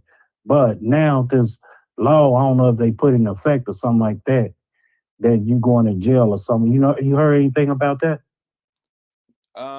No. Or you I think this think dispensary I've was a heard a little setup? bit. No, see, you threw me off when you said is the dispensary a setup. I thought you was going somewhere else with that. I I believe don't know. You know, they I'm had the listen, dispensary and here's all the that. thing. Now I look at it like if you I think, smoke, they yeah, said if you smoke in your car, you going to jail or something like that. Or making a I'm a little confused. So let me just open it up like this. I don't believe in the strategy of I don't believe that plan was put out right when it comes down to the dispensaries. I think that I've been an advocate for us as Black folks who were punished more. I shouldn't say more. We were punished. A larger percentage of our population in the Black community had got yeah, punished by weed, from smoking, selling, and all that type of stuff, from yeah. fines to jail sentences. I thought it was a disservice. And I said this years ago when they were putting this plan out, because people were I'm gonna asking keep me, listening. Why? okay, people, Okay, thanks, thanks. man. All right, thanks, bro. People were asking me years ago to apply for a dispensary license. And I just didn't want to do it because I knew the repercussions of getting into I don't want to invest my money into something like that. I know the repercussions. You couldn't get me to get a liquor license. I don't want a liquor license. I don't want anything that's been part of our problem. I don't want to finance it. I don't want to make money off of it. I really don't. So when it comes to, that type of stuff, I couldn't get into it. But here's the problem that I have with the weed dispensaries. I always thought it was the disparity in how they issued out the license. You want me to put up $25,000 just to apply for a license, not guaranteeing that I'm going to get one. And you only have so many licenses that you're giving out. And I already know I'm not part of that circle. And I feel like, I don't know, I got to be careful how I say this, because some people got dispensary license, and so this might be like I'm stepping on their toes, and I don't mean to do that. I'm looking at it from a business perspective and an advocate, like advocating for my community. I think that the people that were able to reach out and touch and get those dispensary license and all that type of stuff had to be in a certain circle. And if you were connected, you could get it. And when they got it, it said a lot to me about who they really were and the power and the, how connected they are to the system. A regular businessman, it's difficult to get something like that. A connected associate to the system can get something like that, because that person helped advocate for it. That person had to probably speak to the community and have the community feeling good about the process so they could benefit from it. But I'm torn with it. I don't know if y'all hear what I'm saying. I just believe that certain things are given to people that we look up to and that's supposed to be leaders. And I think that I think when you're a leader in the community, there's certain things that you shouldn't really be involved in. Maybe you can make it happen for the community, but it shouldn't be a self-serving move where it benefits you because you were able to prime the community and make them feel a certain way. That something that had been a disservice to us is now going to turn for the better for us, but it's not really for us, it's for you. And I kind of have a slight problem with shit like that. I see stuff like that happen a lot. I just don't say anything about it. I kind of make those points a lot when I talk about these nonprofit organizations. I believe a lot of nonprofit organizations are put together based on our misery, our pain. And I think there are people that keep that misery and pain going. I think those dollars could be used for prevention versus fix. I mean, I know that sounds crazy, but I do believe that there are certain things that are put in our communities on purpose, and then there are programs to fix it on purpose, and those programs never really fix the problem because, you know, I think that's been part of the money grab. I think that's been part of the money grab. I think some people are smart enough to understand that that's the hustle. That's the new hustle. It ain't no new hustle. This shit been going on since late 60s, early 70s. Keep people thinking that you don't stand a chance and then open up something giving people a chance. And, you know, I just feel like it's counterproductive. There's a reason why those things don't really work. They usually don't work out. And history has shown that they don't work out. Let me go to the phone lines real fast before I get out of here. Good afternoon, caller. This is Wyatt. Who am I speaking with? You're speaking with Kevin Farmer, Mr. Wyatt. Hey, what's up Mr. with it? Farmer. How you doing? Long time no talk to. How you feeling, young man? I'm feeling great every day I get up in the daytime. Thanks for asking. I appreciate that. We Good. had What's some going on? interesting conditions in our county jail, man. There's some interesting conditions. And I think they need to be addressed, especially since I got a chance to see it firsthand. Hey, Mr. Farmer, hold 1 second for me. I want to address this real fast. Tierra Powell says, translation. I think my intelligence sisters know exactly what I was saying while I was beating around that bush. Okay, I'll be honest with you. I was beating around the bush. I'm going to let her translate what I was saying, and she's absolutely right. She says, translation, some community leaders are poverty pimps and be a part of the system problem. She's absolutely right. She's absolutely right. Go ahead, Mr. Farmer. My apologies. Go ahead, bro. No, Tierra Powell is absolutely right. That's a lot of them are in there for their self-interest, but that's interesting. That's an interesting story. But like I said, there's the conditions of the jail that has been that are really pretty much the jail inhumane to a point. And I just look at it. Nobody has really addressed the issues when it comes down to our county jail because we have too many men saying that the penitentiary is better than our county jail, and that's disturbing. Oh, okay. You're talking about the Justice Center downtown Cincinnati, right? Yes, sir. What's wrong with the Justice Center? I mean, I can think of a million things. I've been in that Justice Center, pardon me, for 20-something years. I've seen everything but how the day-to-day jail trade, you know, meat trays and stuff like that come in. I can't speak on that, but I can see the conditions on the inside that are not great. If it's not good on the showroom, I don't know how great it is in the prison portion of it, to be honest. No, you apparently talking to Lincoln Ware last week. The jail is okay. What do you like? He explained it like, what do you expect? It's supposed to be jail. And my thing is, if you're in a place that you're innocent before proven guilty, it's absurd to hear inmates say prison is better than this. You know what? I hope this doesn't offend a lot of people, but I totally agree with that. And let me tell you the portion that I agree with. A lot of people don't understand because some people are not, you know, a lot of people don't get in the fire of stuff, and some people just avoid situations, and that's the best way to do it. But I don't know how many people have ever been accused of a crime and was put in a position where they had to stay in the system and they end up not being guilty. And I'm in the world where not everybody that's accused of a crime should be treated as if they're guilty already. You feel me? So I think where you're coming from, Mr. Farmer, is saying, because I'm accused of a crime and I'm being held in a cell, I should not be treated as a criminal. I shouldn't be treated like a convicted criminal. That's absolutely right, because think about it like this. It actually forces more people, especially if they have to go through due process and things of that nature, to pretty much force them to plea out to better conditions. Ooh, I never seen it that way, but I will say this.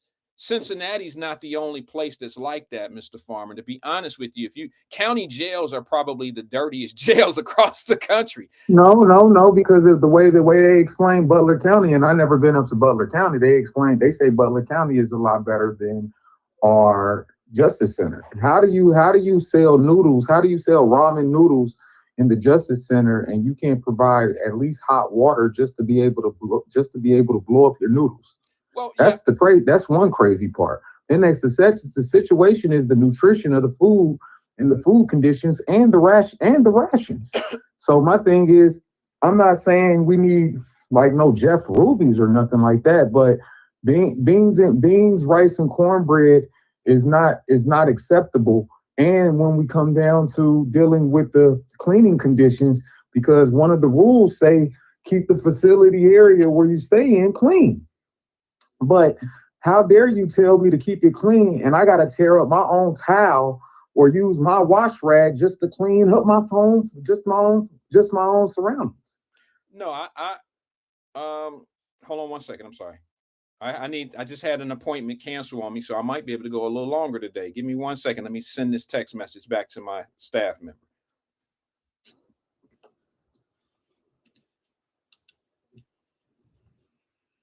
Okay. All right, Mr. Farmer, I'm sorry about that. I really am. Sometimes I have to return messages during the show to people, I have a 4 o'clock that I need to get to, but they just canceled on me. So I might have a little bit more time today. So let me just say this. You brought up Butler County. I have to admit, Butler County is probably a nicer place, if you want to call it nicer. It's probably a better place to go, wait your trial or whatever, but it's a smaller facility as well. Okay, I mean, you don't have, what is it? What's the population of Justice Center in Cincinnati? 1,500. They max out to be anything over 12,500. Yeah, well, so I that's know 1,200. That's 1,205 people. I know about it's 1,500. way more people than we had that. capacity. I know it's way more people in there than that. So sometimes that's why you see people sleeping on the floors and sleeping, somewhat not literally sleeping on top of one another, but it is at capacity, and it's always been at capacity. But we had 2 jails at a time. Why? Remember, we had the Queens Gate, and they tore it down because they felt they made an excuse. Did they end up getting any money for the property? I don't know. I don't know.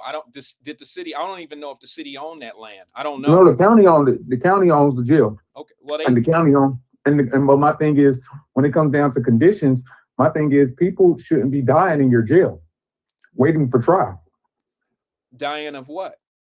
Dying for health conditions. You got people that you got right now. When it comes down to the health conditions, I'm not taking it. I'm just saying a fact is a fact. I don't know how many nurses that you have on staff, but when it comes down to dealing with individuals with their health conditions or being seen by medical, it's very difficult. It's very difficult in them situations when it comes down to just being seen and taken care of, compared to what I'm hearing in a joint. Like I told you, it's crazy when you talking to individuals and they be like, man, this is terrible. I'm ready to go to the joint. I'm ready to plea out and go to the joint. I don't know if a regular person would say that. I'm gonna be honest with you. Most people people are just regular people just going to jail. What I mean by that is a regular person, a regular citizen who's not been in the system for a while, who has never been to the penitentiary. How would they know if the penitentiary is cleaner than the Justice Center? I think a conditioned mind. I think, and I'm not saying you're wrong. I just think that a person that is institutionalized probably would have those feelings. They probably already know that going to jail, they can get more comfortable because now they got to sit it down and they can do things and they can move the way they need to move. Maybe the facilities are a little bit better in jail. I don't know. I'll be honest with you. That's not my argument. My argument is, you know, somebody at the Justice Center who is fighting a case, not guilty, should not have to be in certain conditions. I agree on all of that. But I don't know if a regular person, when I say regular person, I don't mean it the way it sounds probably. I don't think a person that's not accustomed to being in the criminal justice system would ever say, I'm ready to take a plea deal so I can get out of the Justice Center and go to jail, go to the penitentiary. I would never say so. That.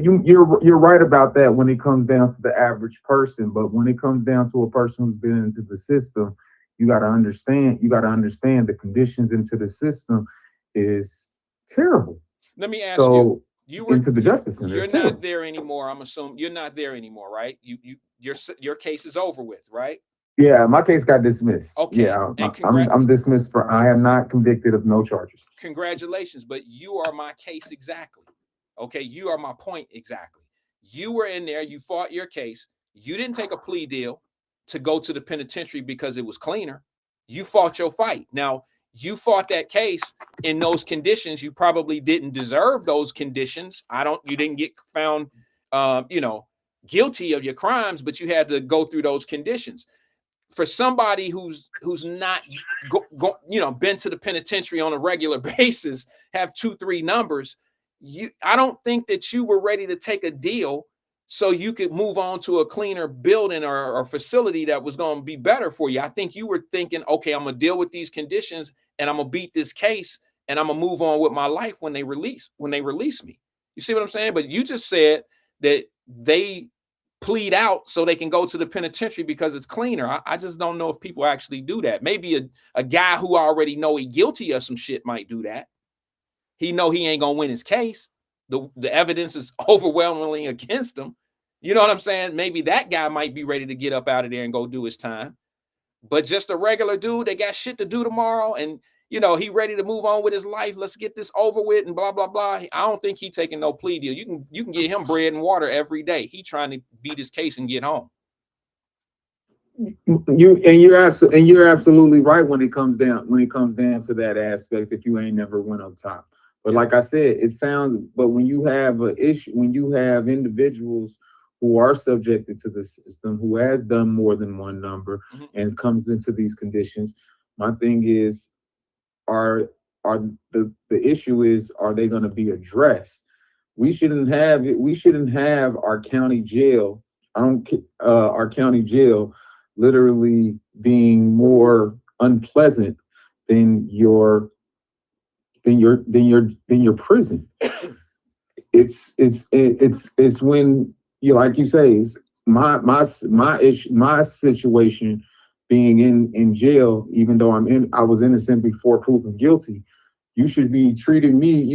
My accommodations should be a little bit more pleasant than the accommodation of a person who's already pled guilty and sentenced. Yeah, I don't disagree with that at all. I think just based on what you're telling me, it's actually like it's backwards. People should be in the Justice Center with a certain type of condition, not wanting to go to a bad condition in the penitentiary. They shouldn't. It should be the opposite, to be honest with you. I think if you're convicted of the crime, one of the deterrents is going to be, I got to go to this nasty ass penitentiary and I got to deal with all this, whatever problems you see in the Justice Center. That's the problems that people should see at the penitentiary, to be honest with you, because what happens is jail is supposed to be a deterrent.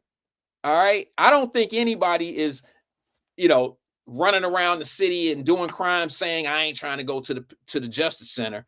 I don't know if the Justice Center is the deterrent. I think the penitentiary is the deterrent, but I don't know how much of a deterrent it really is, because you got guys getting multiple numbers and going into the jail saying I need to go ahead. But it's easy in Hamilton County to indict you, and plus we can arrest you before we ever indict you. Every felony, and you know this, Wyatt, They call it rapid indictment. We don't even have a preliminary hearing process in the in our county justice system. Wait, whoa. Explain that, because I'm a little lost in that. I know everything about indictments, and I mean, but you know, most likely when it goes through an indictment process, you're supposed to have a preliminary hearing. Sure. Pretty much of the state of Ohio doesn't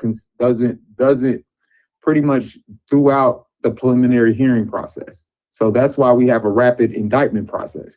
My thing is, any felony should be technically under the Fifth Amendment.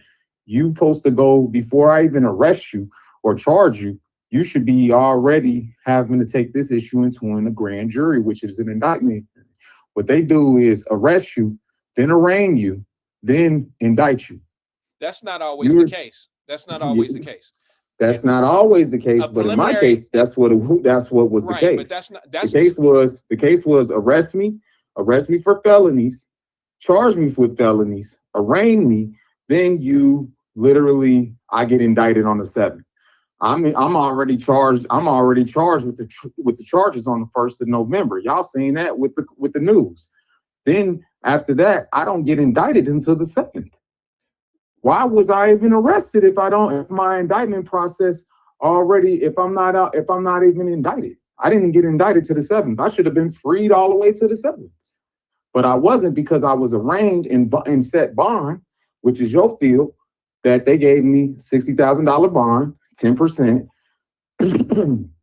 and EMU. Bond money wasn't an issue. It was the EMU aspect. And they kept it after they indict me, and then had to readjust the bond. My felony bond hearing. They gave me another one. So after the indictment, they give you another bond hearing, which is a video arraignment, to pretty much determine if we're going to lower your bond, up your bond, or keep your bond the same, which they pretty much kept my bond the same. So I'm finding out, especially being locked up in my situation, the conditions of the jail, and then the process on how they arrest you as a felon, then you're technically arrested and indicted after you're detained and arrested. So did they do? There are cases that indictments have been ignored, and you're locked up, and then next they release you because the indictment is ignored. Well, but I find it very weird. That's called and very abnormal that how our judicial process works without having a preliminary hearing, and how our indictment process with our county is so biased and is so pretty much unconstitutional that we haven't pretty much looked into more of that process and being able to, let's say, fix that process, because we're so focused on bail reform and things of that nature. And I find it more and more that people like myself are getting targeted and hit with what we call malicious charges, because you get hit with charges because the police don't know how to really charge. You know, they got to look into a book or some type of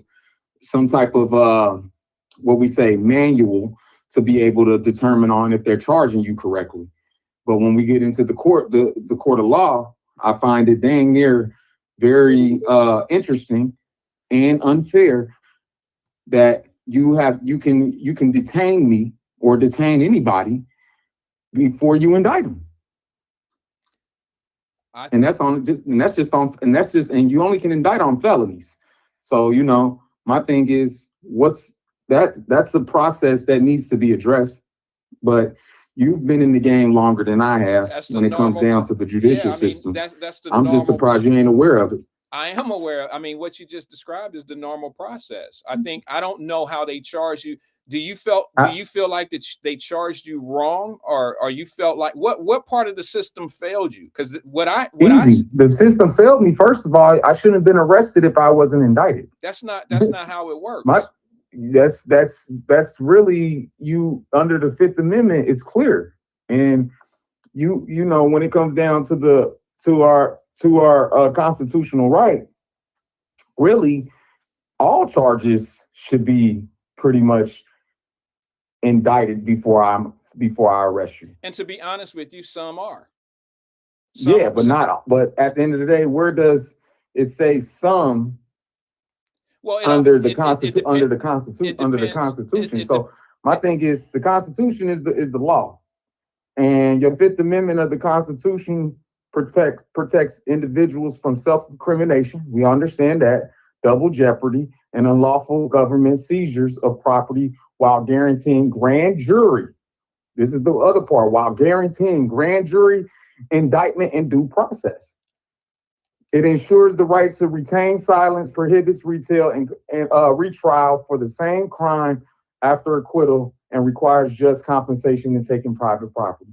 But the thing is, while guaranteeing grand jury indictment and due process, how am I getting fair?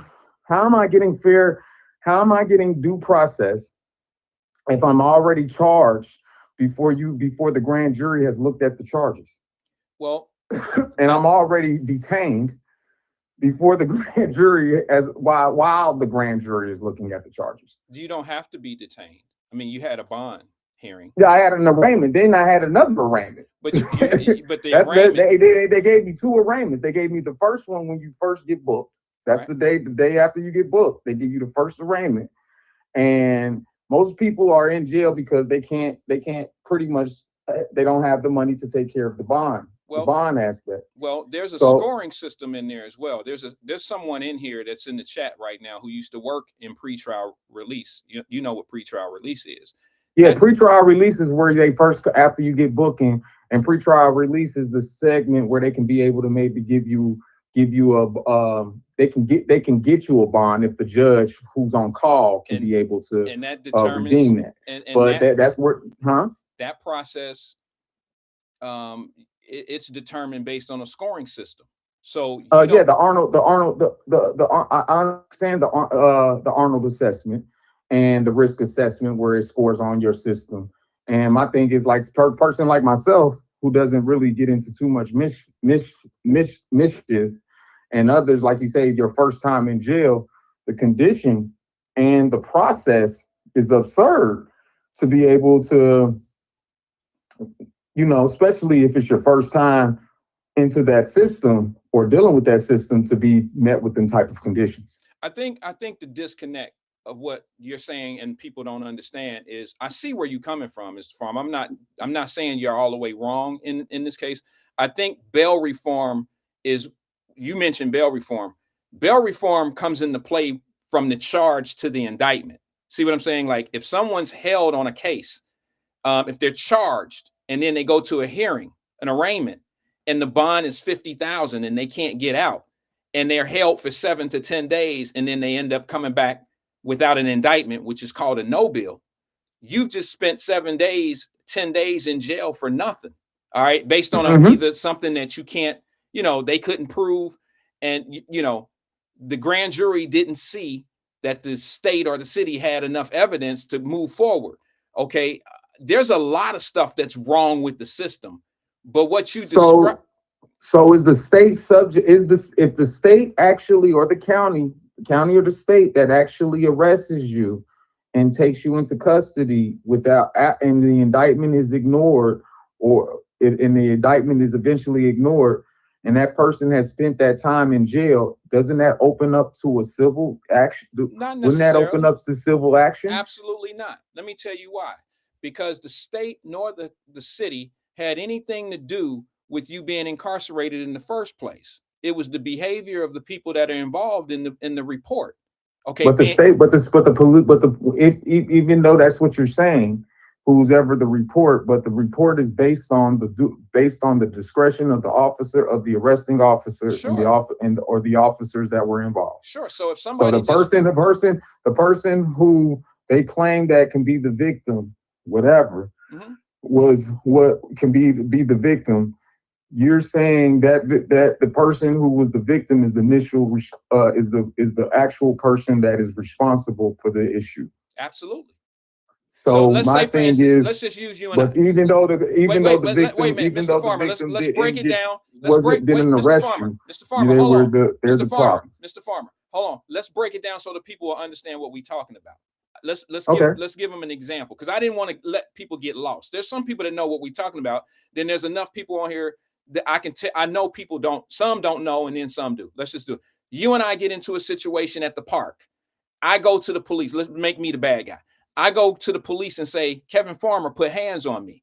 And they go back and do the little small investigation. They come knock on your door and they say, hey, we have a report that you and Wyatt got into an incident and you put hands on Mr. Wyatt. We're going to go down to we're going to detain you, take you down to the police station and question you. Okay. They don't have to do that. They can question you in your spot, but they have enough evidence. Maybe somebody said they seen it. See what I'm saying? Or something like that. Maybe not even all of that. They detain you, take you down to you haven't been charged. They don't charge you until they interview you and decide on if they think that I am being honest in my, my allegations against you. And if they feel like I've been honest about it, they will arrest you on an assault charge for putting hands on me at the park because we got into it. Now, say for instance, I lied. Okay. I lied and I had bruises that I did on my own. I did all this shit to myself. And I said, you did it to me. How is it the police fault that I lied to them, showed them enough evidence to get you arrested? You claim you didn't do it. And in 7 days, they book you, get you a bond, and it's $20,000 and you don't get out. 7 days, it comes back as a no bill. That's where the police shouldn't arrest you unless we go in front of a grand jury. That's where the grand jury process and the indictment process should be. Because my thing is now the police has made, now the complaint has been made, but is the police should be doing an extensive investigation, which you have a difference between our police officers and detectives out here. So, and depending on the charge, or what they charge you with, where they feel like they can do an extensive investigation. Now, if it's murder, you might be able to have to be investigated first before they indict you. But when it comes to any other felony, I find it absurd on how our process works that I can charge you before you're ever indicted. But here's the other thing. Here's the other thing that plays a part. I've been accused of doing something, got detained. No, this is real life. This is Randall Wyatt, Kevin Farmer. You see what I'm saying? Like, I've been accused of doing something to somebody. They came and interviewed me, and they didn't arrest me because it didn't fit my character. It didn't fit. They couldn't believe the person that claimed that I did something to them. See what I'm saying? I didn't have the background. In other words, I didn't have a track record of that behavior in the court system already. I didn't have any of that.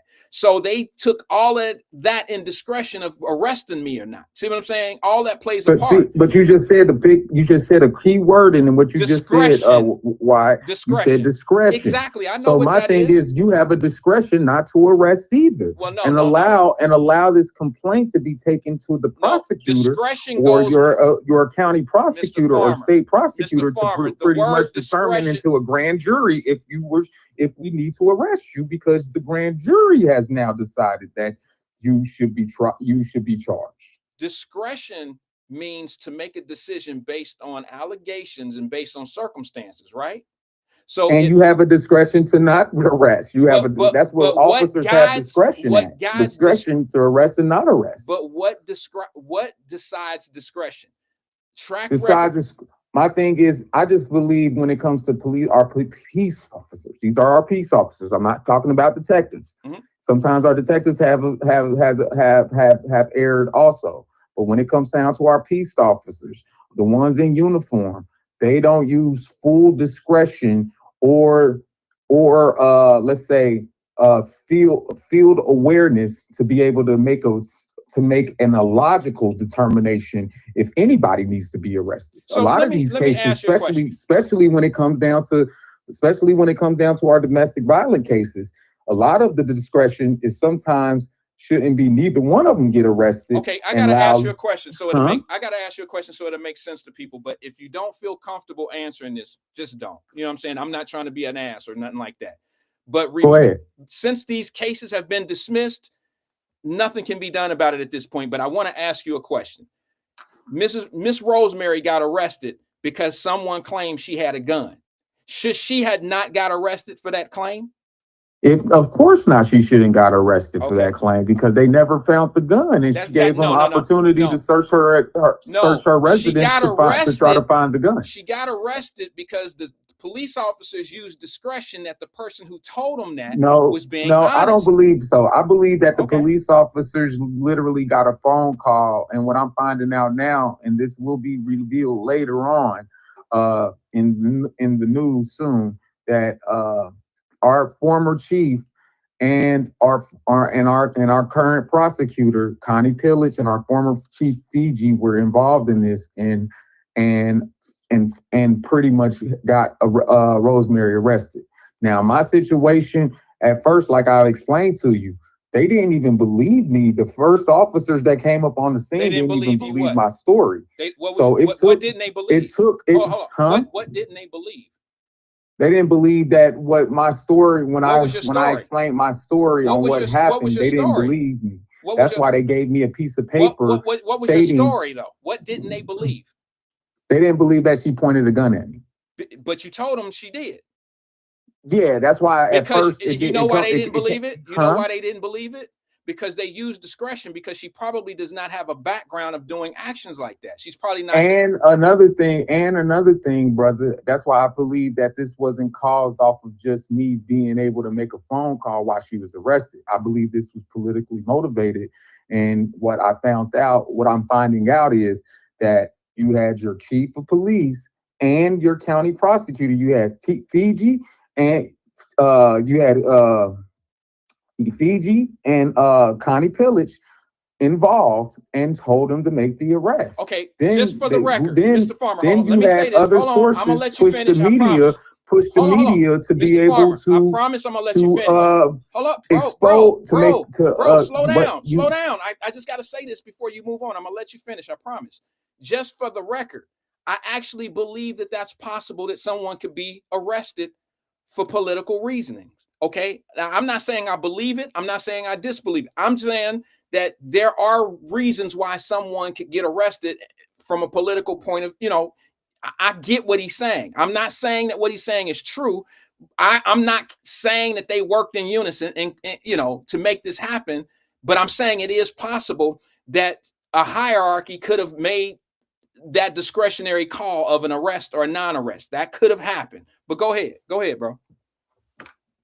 So I'm saying with that situation, that was more politically motivated, even though police officers had discretion not to make an arrest. And they wasn't at first. It took a while for it to actually take its toll. But now let me ask you. But my thing in that situation, I can't let that go. You just said that the police officers have the discretion to do what's right or wrong, right? To make an arrest, right. When it comes down to make an arrest or not make an arrest, that's what I meant, to do right or wrong, to make the arrest or not. So I didn't believe it's right or wrong to make an arrest. It's what it is. Well, I believe that when it comes down, it's too much power for a police to make an arrest, then turn around. Then we got to go through an indictment process while you're already arrested and detained. Let me tell you that's absurd to me. Let me tell you why I said right or wrong. Because based on your testimony to the police, she pointed a gun at you. At that point, that calls for an arrest. So it's either right or wrong. No, it calls for discretion for them to determine if there needs to be an arrest, and that's where it calls for an investigation. But my thing is, our police officers don't do enough investigating, or if they investigate. So basically, a person can accuse somebody of something that's false, but it's up to the police department to believe that person. And if they don't do the actual investigation, it's okay for people to lie on people. It's just the police have to do their due diligence of course. You just said it. You seen Rosewood, didn't you? You seen the movie Rosewood, didn't you? Yeah, Well, You remember what Rosewood happened? Nobody investigated these towns. Nobody investigated certain. It happens to it's happening as we talking on your show as we speak. Where people are getting lied on, and they're not doing full investigations to make sure if people are getting if there is needing to be an arrest made. And now let me ask you this: what's happening to the person that does the lying? At the end, what happens to the person that does the lying is technically in certain cases, they're normally considered the victim. So No. I said what happens. That's why you have to go through due process, and sometimes so it's okay for me to go who don't tell the truth. It's okay for me to go to. It happens to it unstables the system. Nah, I don't. What I'm saying to you is, where does the accountability lie? If somebody's lying to the police, you blame the police for that person lying and not the police not doing their due diligence and finding out if it actually happened. Yeah, I can understand because my that, thing is, why not? If the police is there to pretty much to what we say, fulfill the law and investigate and to make sure the law is being dealt with properly and not being misused, where do we draw the line? What can the police do? The police didn't have to the police has the right to take a person to a polygraph. The police has a right to do these things if it's court ordered. The police can actually go get a warrant to search a person's house if they needed to. And that has happened. But my thing is, when it comes down to these smaller crimes or smaller felonies, we don't have the due diligence of investigation when it comes to our law enforcement. Our law enforcement need to be investigating on the clock all the time to make determinations on if I need to make an arrest or not. Because I told you, I find it very absurd that you make an arrest, then you can turn out that you made a wrongful arrest in the grand jury process. Because the grand jury shouldn't ignore the allegations of what has happened in any matter to what the police has already made.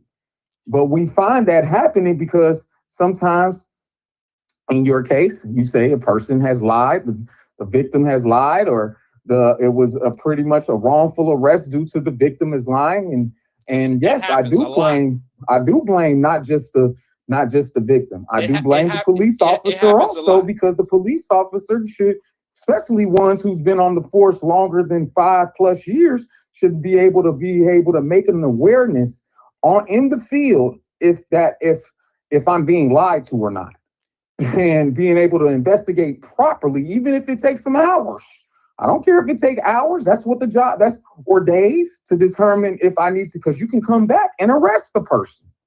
Yeah, I think so all this excuse saying that the police wasn't wrong, I believe the police and the person who's making the lie is wrong, because the police is not doing the full investigation. They have lots of power when it comes to their discretion to make an arrest or not make an arrest. And they don't do enough investigation to determine if there needs to be an arrest made. I hear you. I hear the argument, but I don't know if people understand how much our police officers would be consumed with a bunch of bullshit if they had to do thorough investigation. And that sounds ridiculous that you don't want your police officers to do a thorough investigation. I just don't want us to be massively incarcerated either, because like you just said earlier, is that we have a high influx of people in our justice center. We got a lot compared of to like Butler County, that's a small facility. Yeah, we have a series of, we got to make a quick arrest and to make a quick determination we got a lot off of our discretion. We got to lock someone up. Because we've been called. No, we got a lot of crime. We have a lot of crime. Or you just got a lot of phone calls. No, we got a lot of crime. There's a lot. Or you got a lot of phone calls, 911 calls. Think about it. Okay. Do you think every 911 call is pretty much is a criminal? Is something criminal? Or majority we just got a lot of 911 calls that can be sometimes a little bit frivolous than others. But we can't determine what's frivolous or non-frivolous until we got an officer that shows up and makes a discretion and makes his determination if this was not a call that nobody needed to get arrested. I don't understand that. I'm twisted. Think about it like this. When someone makes a 911 call, the police is informed. Police normally comes out due to the call. So if I make a 911 call, that's like saying I call the police on you, Randall. Say Randall Wyatt hit me, whatever. Mhm. I call the police. They come out and make the call. They have to come out and come see me and you to be able to determine if you hit me. Even if I lied or whatever. My thing is, are they going to make enough investigative work to determine if you hit me or not? Yeah, Or just Mr. arrest Farmer, you, that actually or just happened. arrest you No, because no, no, I no. claim that you hit me. Mr. Farmer, that actually happened to me in real life years ago. I mean, in my profession, doing what I do now. I'm saying I had someone accuse me of something that I didn't do. And when the police came to me, I was more than willing. They left their phone number, you know how they leave the card. And I called them and they said, hey, we need to come out and see you. Is it possible? I'm like, well, I'll come to you. I went to the District 1 and had a conversation with the police department. And they told me what the allegations were on me. And I sat down with them and had the conversation. I did very little talking because I know not to say anything, especially against bullshit. And they let me go. You know why they let me go? Because they used their discretionary and they said, he don't fit the makeup of what he's been accused of. He doesn't do this. That's not his MO. That's not him. They use. But look at it like this, Randall. But in our situation, in certain other people's situations, and the majority of other people's situations, they're not just giving you a card to tell you to come down to the office to make a discretion. Well, yes, when they will. when they show up to the you. scene, especially in urban neighborhoods, No, wait a minute. Hold someone's on. going Before to jail. you go on, Someone's going to jail. Before you go on, bro, I don't want you to think that that was special treatment. If you're accused of something, they don't just arrest you without having a conversation or some type of investigation. They don't just arrest you because somebody said somebody hit me. They have to have a conversation with you to see, what did you do that day? What were you saying? What was your intake with this person? Wyatt, I don't. And when it comes down to certain cases, majority of these cases, especially if it was a domestic situation, I'm glad it wasn't a domestic situation in your case. But my thing is, especially when it comes down to a domestic situation, normally it's the word of the victim who they're taking, and that person has a warrant for their arrest. I don't disagree with that at all. But there are circumstances that lead to that warrant. A woman can't just call and say, Randall Wyatt put hands on me last night at my apartment at 11 o'clock at night, and then they just put a warrant out for my arrest for that. They're not going to just do it that way. They don't just put a warrant. Yes, they can, Wyatt. I promise you, I don't want that. I don't wish that upon you. No. If a woman can right now, a woman that you're involved with or previously involved with can call the police and say she put your hands on you. They're gonna come and see her, and if she sticks to what she says, you will have a warrant for your arrest for domestic violence. And then you might have women helping women, that organization, to come out and pretty much question her and things of that nature, or support her during her court proceedings, even if it's a lie. Okay, well, that's a different issue, and that's a different point of the process. We're talking about at the beginning stages. Women helping women probably aren't going to get involved in something until an indictment is round up, right? They'll step in. They normally try to get you to get the indictment granted. So they'll try to get the woman to attend the indictment hearing. You know why you'll be already arrested while the indictment. That's what I'm saying, Randall. You'll be already arrested while you're still getting indicted, unless you have bailed out. You know why women do that? You know why helping women do that?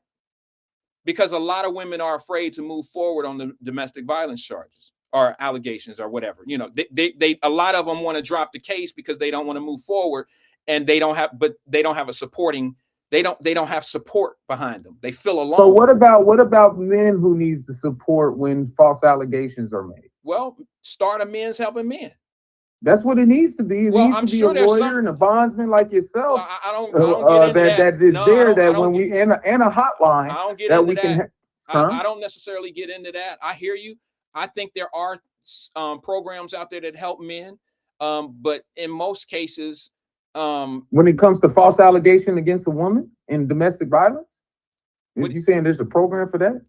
For men? I don't know. I said I know there's one for women. I don't know if there's one for men. Maybe that's what you should start. But what I'm saying to you is, in most cases, men don't move forward with domestic violence charges unless there's some serious violence, unless, you know, he got shot or something. I know a lady right now doing 20 years, doing 18 years for shooting a guy in North Carolina on a domestic violence. She shot her husband because he was. But my thing is, that's anecdotal, and that's not the majority. The majority, you said it, men don't call the police. That's the problem, because if men start calling the police on the women, then we can be able to, but we got to understand, we got to deal with men police officers showing up and making their discretion to determine if there needs to be an arrest made. All I'm telling you is this, bro. You might not see it as much as I do because it's a day-to-day for me, but women get arrested for domestic violence. It's not as high. It's not as high as men. And we know that because most men, we know that men, and we have discussed this in the past. Men don't typically call the police when they're being domestically assaulted by women. That's true. That's true. But what I don't want people to think that women don't commit domestic violence, because they do. I see women in court all the time facing the judge on bond hearings, just like what everybody else go through, because they were facing domestic violences. Chances are, just like in a lot of cases with men, the man is probably not going to show up to court to testify against the woman. It's just, chances are it's not going to happen. But most women who are drugged by men and, you know, like beat up in domestic violence situations, a lot of them don't have a support system, and that's what Women Helping Women is about. I think Women Helping Women is a you know, a nonprofit organization that kind of acts as a supporting system for women who may be afraid that they don't have anybody to lean on. And men too, Randall. Because if that's what the problem is, if men are also a victim of domestic violence, Women Helping Women can't just help women, even though that's what it says. But their mission, technically by law, they have to help men. So where is the assistance when men are dealing with or being victimized? Well, call Women Helping Women if you're a man and you get abused by a woman. Have you ever been turned down by them? But my thing is, as domestic, but Women Helping Women reach out to the women. They don't reach out to the men. That's what I'm finding the problem, because the organization wants to reach out to the woman. They'll dang near have the aid or the advocate right there in court. I gotta be with honest. The woman's situation, but with the man, there's no advocate. I gotta be honest with you. I gotta take Women Helping Women out of this conversation, because I support Women Helping Women. I've donated for years, and people know that on here, for Women Helping Women, because I think it's necessary. Now, if we want to have a conversation about an organization like a Women's Helping Women and do it for men, that we can have that kind of conversation. That's fine. But I would rather have it, you know, off the air in a real setting with real people that actually want to do it. Because, you know, I just, let's go back to what we were talking about. I can't just make allegations that you hit me, Mr. Farmer, and they're going to come arrest you without cause. They're not going to do that. They have to have a conversation with you. And if your conversation is not matching, they are going to use discretion to see if they need to charge you or not. If you say you were at my apartment and you came over and hit me, and you deny punching me in my face because I did something to your sister or something of that nature, you deny it. But there's somebody that can lead to the evidence saying, yes, he was there. They got into an altercation out in the street, you know, and we seen him, and he punched, you know, Wyatt punched him, or he punched Wyatt or whatever. Then yes, you probably will get arrested, because it's not just about somebody saying you did something. I've had accusations against me, like I said, and what I wanted to do is address that. That wasn't privilege because of who I am. Matter of fact, if they could have got me, they would have got me. That was not privilege. That was process. That was regular, normal procedure process that they did on me. They came, they interviewed me. They went to my house first. And when I wasn't there, they left a card for me to call. I made arrangements to say, hey, I don't have no problem. I have nothing to hide. When should I come talk to you? First thing in the morning, I was at that damn police station hearing what somebody said I did to them. And I'm like, no, I didn't do any of that. However, what do you need to know? Who said they seen me do this and blah, blah, blah? I know the questions to ask. And then more than anything, Mr. Farmer, my background. I don't have a criminal record. I don't have a sheet of being involved in things that match up to allegations like that. That all plays a part in their, in their discretionary decision. I'm not to cut you off, Randall, man. So let's be honest. I'm gonna be honest with you because I did lie to you earlier on last year. So why the hell did they arrest Rosemary if I lied? Because they believed you. So they believed me enough over Rosemary Oglesby to think about it. Even if I lied and said she pointed a gun at me, that she didn't point at me, and she literally got arrested. I don't think it's wise for you to say that on the air. I'm saying it on the air right now. Like, I lied, and I've talked to God about this. I don't think that's. I don't. My thing is I'm this. Not sure. I lied, Randall. I don't. And they locked up. And they locked up Rosemary Oglesby. End this conversation because I don't want to have anything to do with coming from anything. I've done this before. So my thing is, why would they lock up Rosemary Oglesby Henry if they knew I lied? If it wasn't politically motivated? I don't think they knew you were lying. I think they knew I was lying because at the end, the first group came and gave me a piece of paper saying for a complaint. Then the second group with their superior came and tried to talk me down to tell me maybe you just need to leave the residence and go and just y'all calm down. Then I guess it took some time. She got arrested.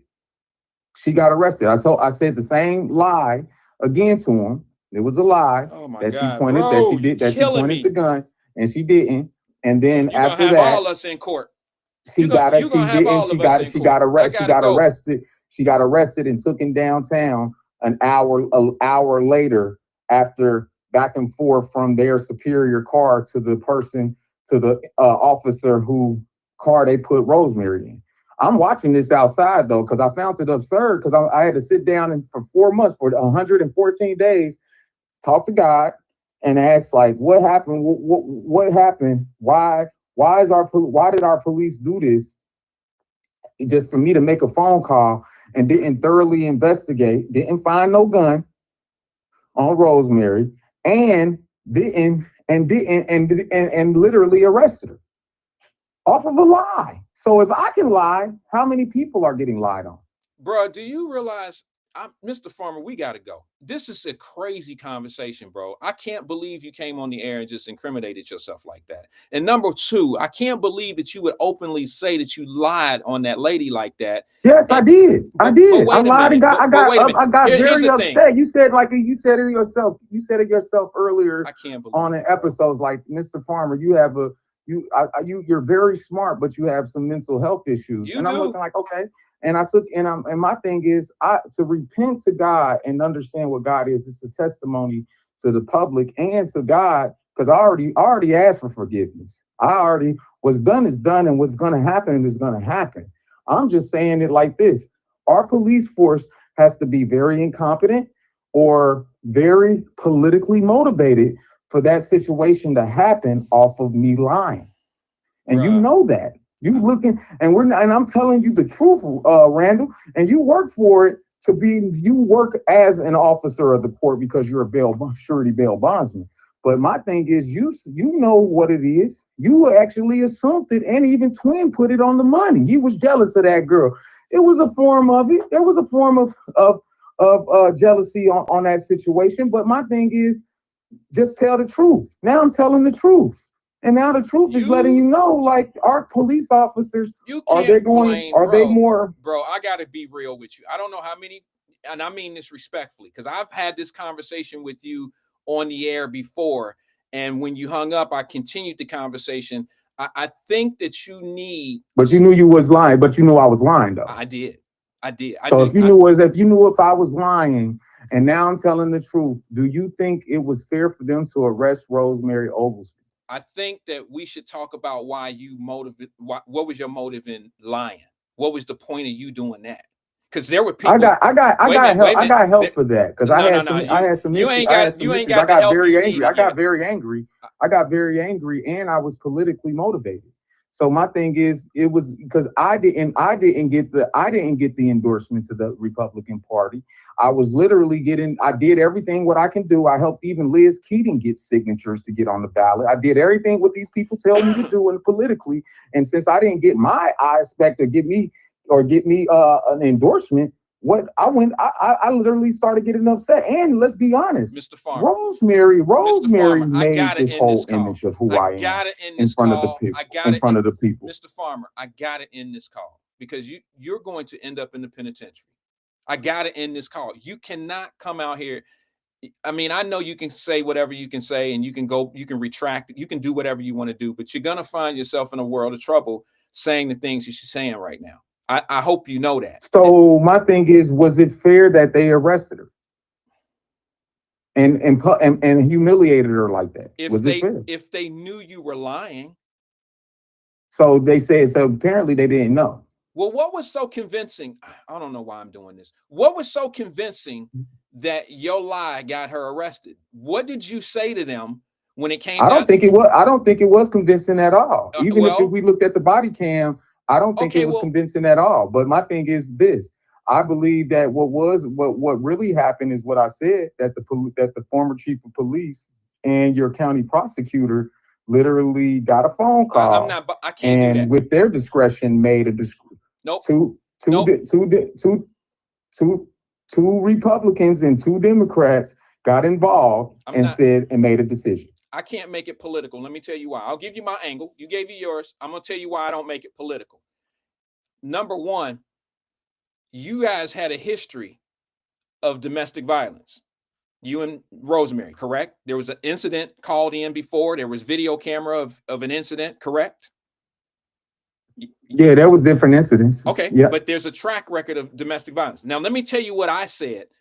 I thought there's not a track method of the July incident wasn't a domestic violence incident. There's court cases where there was allegations of domestic violence between the two of you, correct? Yeah, that's not true, but that was not true. It doesn't matter. But my thing is, I understand what you mean. It doesn't matter if it's true or not, if it was dismissed or thrown out. There's a track record of it, right? Let me tell you what I said on a previous show about your situation with Miss Rosemary. I said there's a strong possibility she had a gun. I'm thinking like not necessarily the police. I'm thinking like a man who says a woman that has a weapon that's registered is going to get to a point where if a man is putting hands on her, it's likely that she would put a gun to him and say, get away from me. I'm tired of you hitting me. As long as you present a track record of putting hands on women, I will be one to believe that a woman was finally fed up and said with this gun, get away from me. It's very believable that Rosemary pointed a gun at you. I said that on a previous show. It's very likely that she pointed a gun at you because y'all had a history of domestic violence, allegations of domestic violence. Even though the person you arrested gave you permission to search her residence, yes, you found no gun, yeah, and you took the test, and you took the testimony of a liar. Well, and her kids, and then you have her kids there, her family and friends and supportive system that was actually there. And you still took that, and you still took the word of a liar. Yeah, that's what you're saying. So you're saying the police shouldn't be held responsible. So the police did a right job for believing a liar and arresting somebody that was innocent. Well, what made you a liar? Because I lied. No, I called the police and told them Monday morning, she pointed a gun and she did. Monday morning quarterback, you a liar. But on Sunday, the day of this happened, what made you a liar in their eyes? I believe they knew that I was a liar. The first officers, the first female officers that showed up just gave me a piece of paper and told me to call in for my complaint because they didn't take me seriously.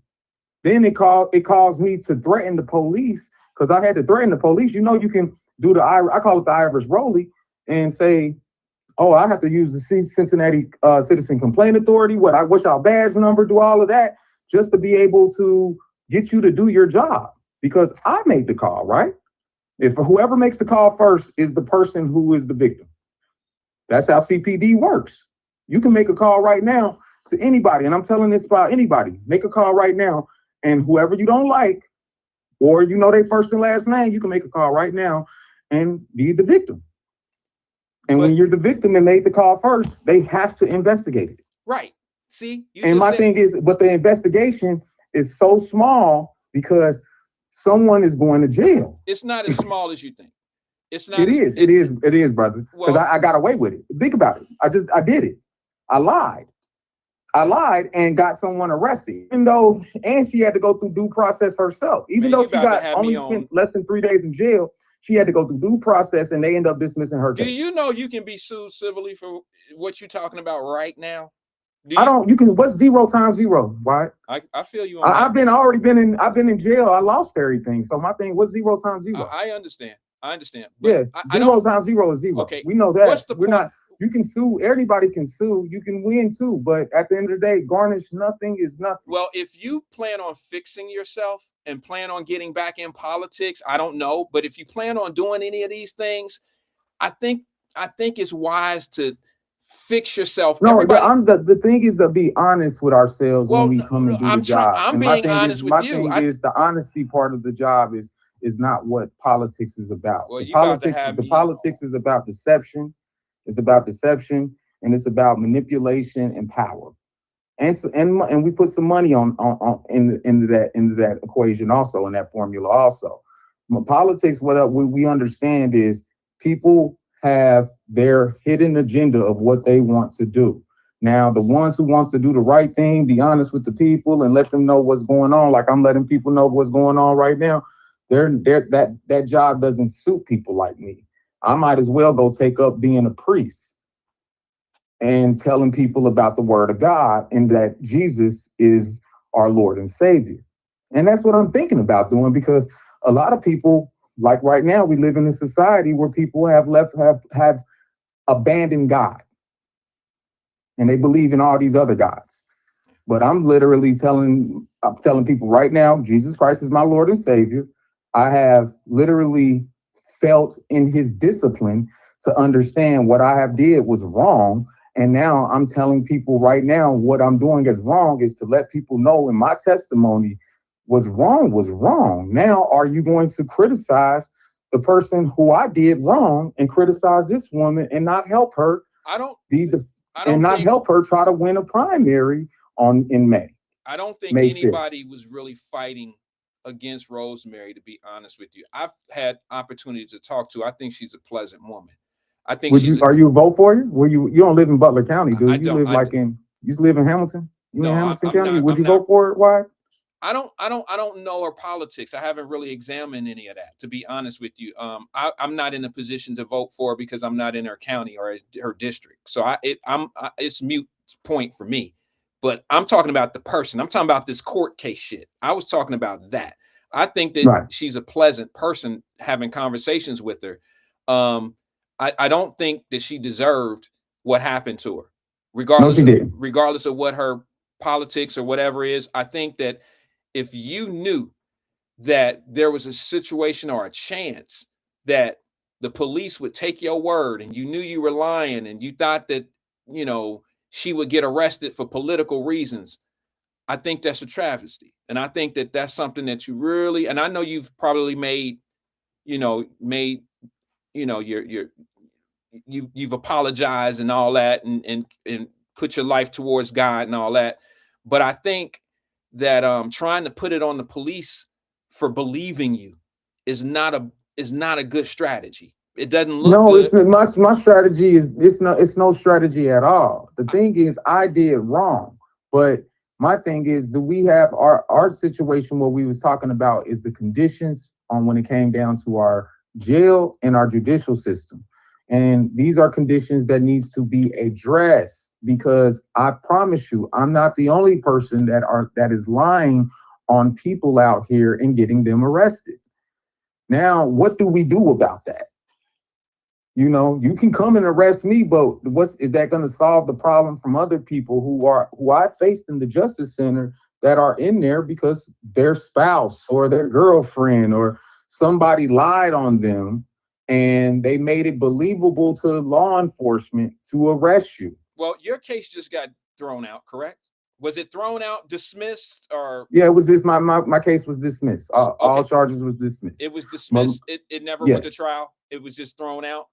Yeah, I was ready for trial, but it wasn't. They didn't move forward. The prosecution So didn't did want to your move case forward. get thrown out? Did the prosecution drop your case because they felt like they didn't have enough evidence? Did someone lie on you? No, they apparently I guess they didn't have enough evidence in my circumstances. They didn't have the way the article, what I was told through the prosecution is that they did their due diligence. Then we just had, I guess the prosecution had another new prosecutor that took over the case. So I guess that communication sometimes stumbles when it comes down to being prepared, because you got to understand it in these felony cases, these prosecutors get switched out every other month to every other 2 months. Yeah, and could it be Huh? that their witness didn't have a witness to the allegations? Did she not? That can be also true to that matter also. But my thing is this. What do we do in cases to be able to make sure that police are doing their job appropriately when it comes down into the field? Because we got people that are calling to using the police to weaponize and being able to do tall tales to get other people arrested. I think people who lie to the police and get people arrested should go to jail. But they don't. Yeah, but that's how I would solve the problem. You ask, like, what do we do? I say we need to arrest people and lock their ass up for lying on people, getting them arrested, messing people's lives up. Because she doesn't have a record, because she's been accused and she spent a couple days in jail and she had to have public humiliation, and she doesn't have a criminal record. It's a stain on her life, but it's not an indictment on her, but it is a stain. But who should face the penalty? You're trying to say the police should face the penalty that they accepted her lie. No, we both should face the penalty. No, the liar. We should both face the penalty. The one who lied, and then also the police who didn't do their job thoroughly enough to make a clear judgment, because their discretion was wrong apparently of what they decided to make an arrest in the first place. Yeah, but was the arrest politically motivated? Let me say this to you, brother. Like I said on the previous show that we discussed, you were part of the conversation. I think you were there. I told people that you're an intelligent guy. And the problem with sometimes being intelligent is that you use your intelligence for all the wrong things. And if you connect the dots properly, you're a very believable person. I've said this before. You knew exactly what to say. Y'all know I said this before. He knew exactly what to say to get that lady arrested. You knew exactly what to do to get her arrested.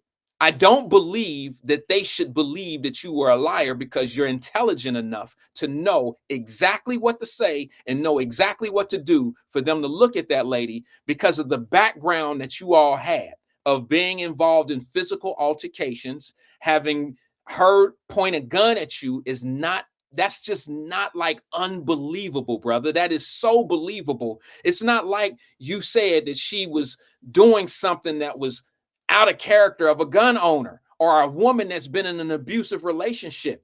You did exactly what was needed to do for the police to believe you. Now you want to shift focus and say the police didn't do the right investigation. No, what happened is, like I said, I lied. About. And the police didn't do their job, or no, they did do their job. How they did their job, right, Mr. Farmer, is they had all the evidence they needed, and it lined up with a great story that you told, because you are intelligent enough, you smart enough to be a good liar. Should I say it like that? You're smart enough to be a good liar. And what happened is all the stars are lined up for her to get arrested. It made sense what you were saying. It made sense. And even though if she would have pointed a gun at you because you were being threatening to her, even though she was protecting herself, it still led to an arrest, because she was not able to do that. She didn't call the police first. You did. If she would have called the police first, she would have never got arrested, and she could have admitted, I pointed a gun at him because of our background. And you and I both know that, bro. You're trying to make this about the police doing something wrong, and they didn't. They believed a pattern of behavior, and it led to an arrest. She denied that she pointed a gun at you, but it was believable that she did. And it was believable because of your background and your history between the two of you. Bro, this one right here, I don't think you're going to, I think that you should just let this one go.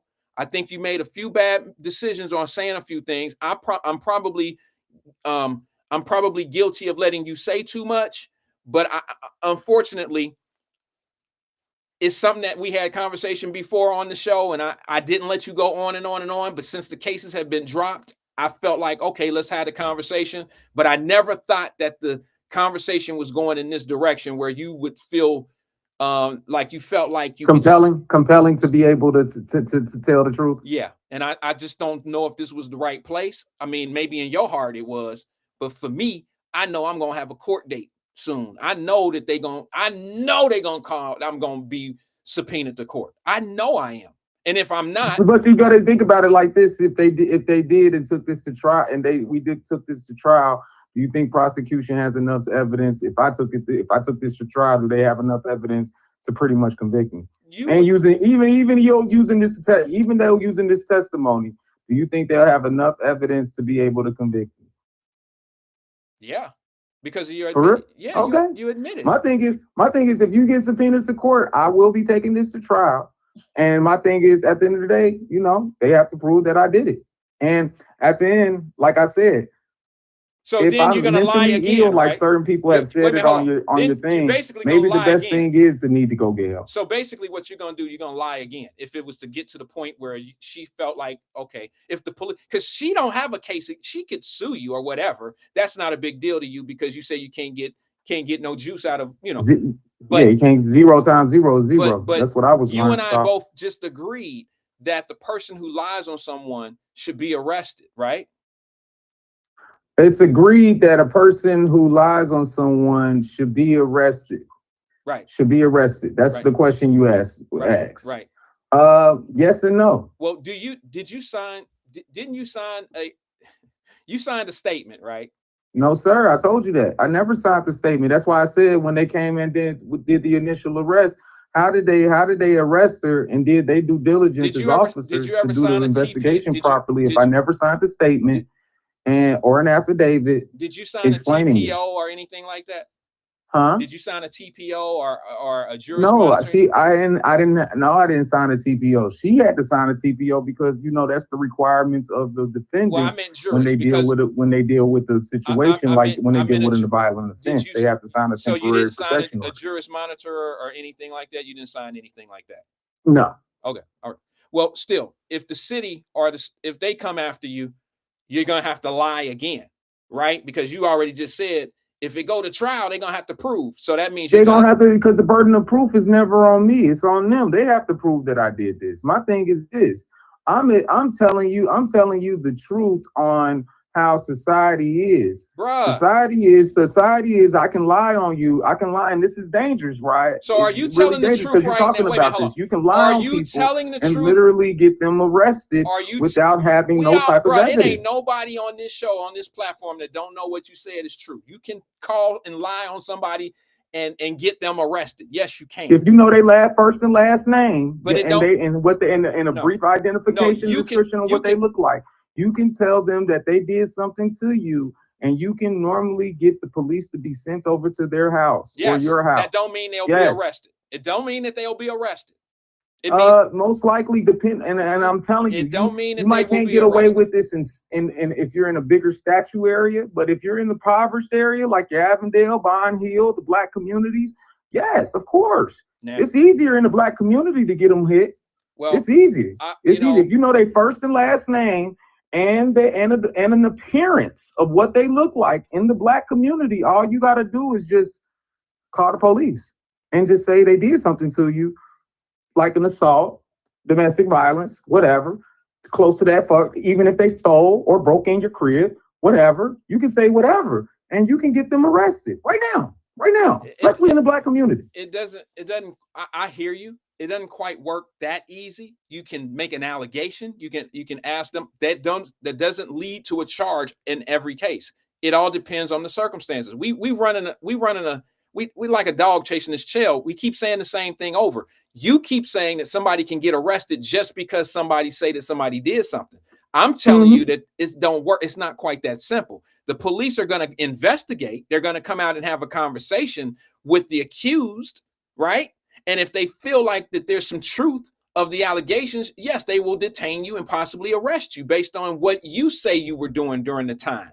Okay. But in your case, bro, you're acting like the police shouldn't have believed you. And I'm saying there was enough. They shouldn't. I lied. Okay. I lied. Why Right, why are you defending liar? a police officer that literally didn't do their job thoroughly enough, or they were politically motivated to do it, I'm not defending to them, make an brother. arrest I'm not that they couldn't just say, hey, we're not gonna arrest nobody. Or I'm gonna arrest you because I believe that you're lying. Well, I first let me start from the beginning of what you said. I'm not defending the police. What I'm saying to you is, in your particular case with Rosemary, bro, there was enough circumstances in y'all situation to believe that she pointed a gun at you. And like, what you mean? I'm just saying, like, there was no. Okay, I'm gonna answer all that. she was a licensed gun owner. Right. Okay. I knew that. Okay. My thing is, so her being a licensed gun owner makes an allegation of you believing that she pointed a gun at you. So let me ask you a question. Okay, I'm gonna ask you an important question. When you said that she pointed a gun at you, this is yes or no. Simple question. Did they ask you what kind of gun? No. They didn't ask you what type of gun she brandished at you? No. Okay. All right. I have nothing further. I can't say anything past that because that's because at the end of the day, I'm telling you, if it was adequate investigation work taking place, she would have never went to jail. So I would have went to jail. No, you would have went to jail for what? For being on the phone, for making a false report. Well, I think I would have went to jail. I think and my thing was, or they wouldn't even arrested anybody. No, I think that's what they're going to come back and do now. I think they're going to get you on a false report because they can, but my thing is, you got to prove it. And then my thing is, with this, hopefully you indict me first before you arrest me. Don't arrest me, then indict me. Because first of all, first go through the process and give me due process under the Fifth Amendment, a grand jury with due process. So my thing is, if they do arrest me, make sure you are indicting me first before you arrest me. You can't just arrest me, then while I'm in lockup, indict me. That's arrest me. Indict me first. Make sure there's a grand jury to take all this evidence and notice if they're going to use this or not to indict me. I don't think you understand the process. That's part of the process. I do understand the process. The process is messed up because that's why we can, in this county, you can indict somebody for anything. Think about it. If I can get you to, if a person can lie on another person who didn't do anything and get them arrested, why don't you believe it's so easy to indict a person out here in this county?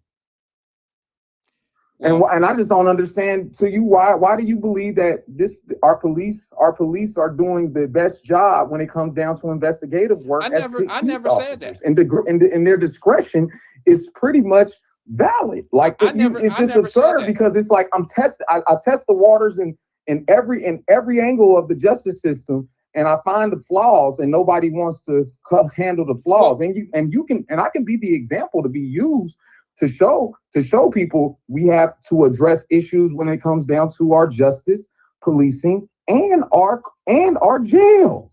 Yeah, like you said, the conditions in our jail. You never experienced them. You have never been in the inside of our jail as a detainee or an inmate. That's true. I've been in there, but never as a detainee. And have you ever been charged with a felony? No.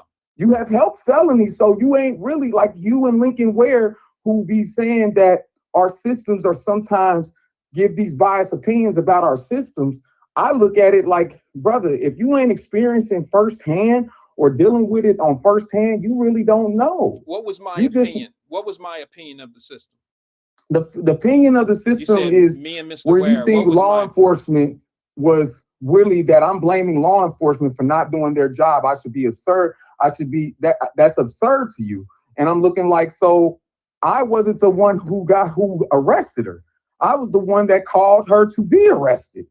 You were the one that She lied. had to, they was the ones that had the what we call the training, definitely the training and time and experience being out here dealing with cases to make a determination to see if she needed to be arrested or not. And they chose to arrest her off of what? Off of what?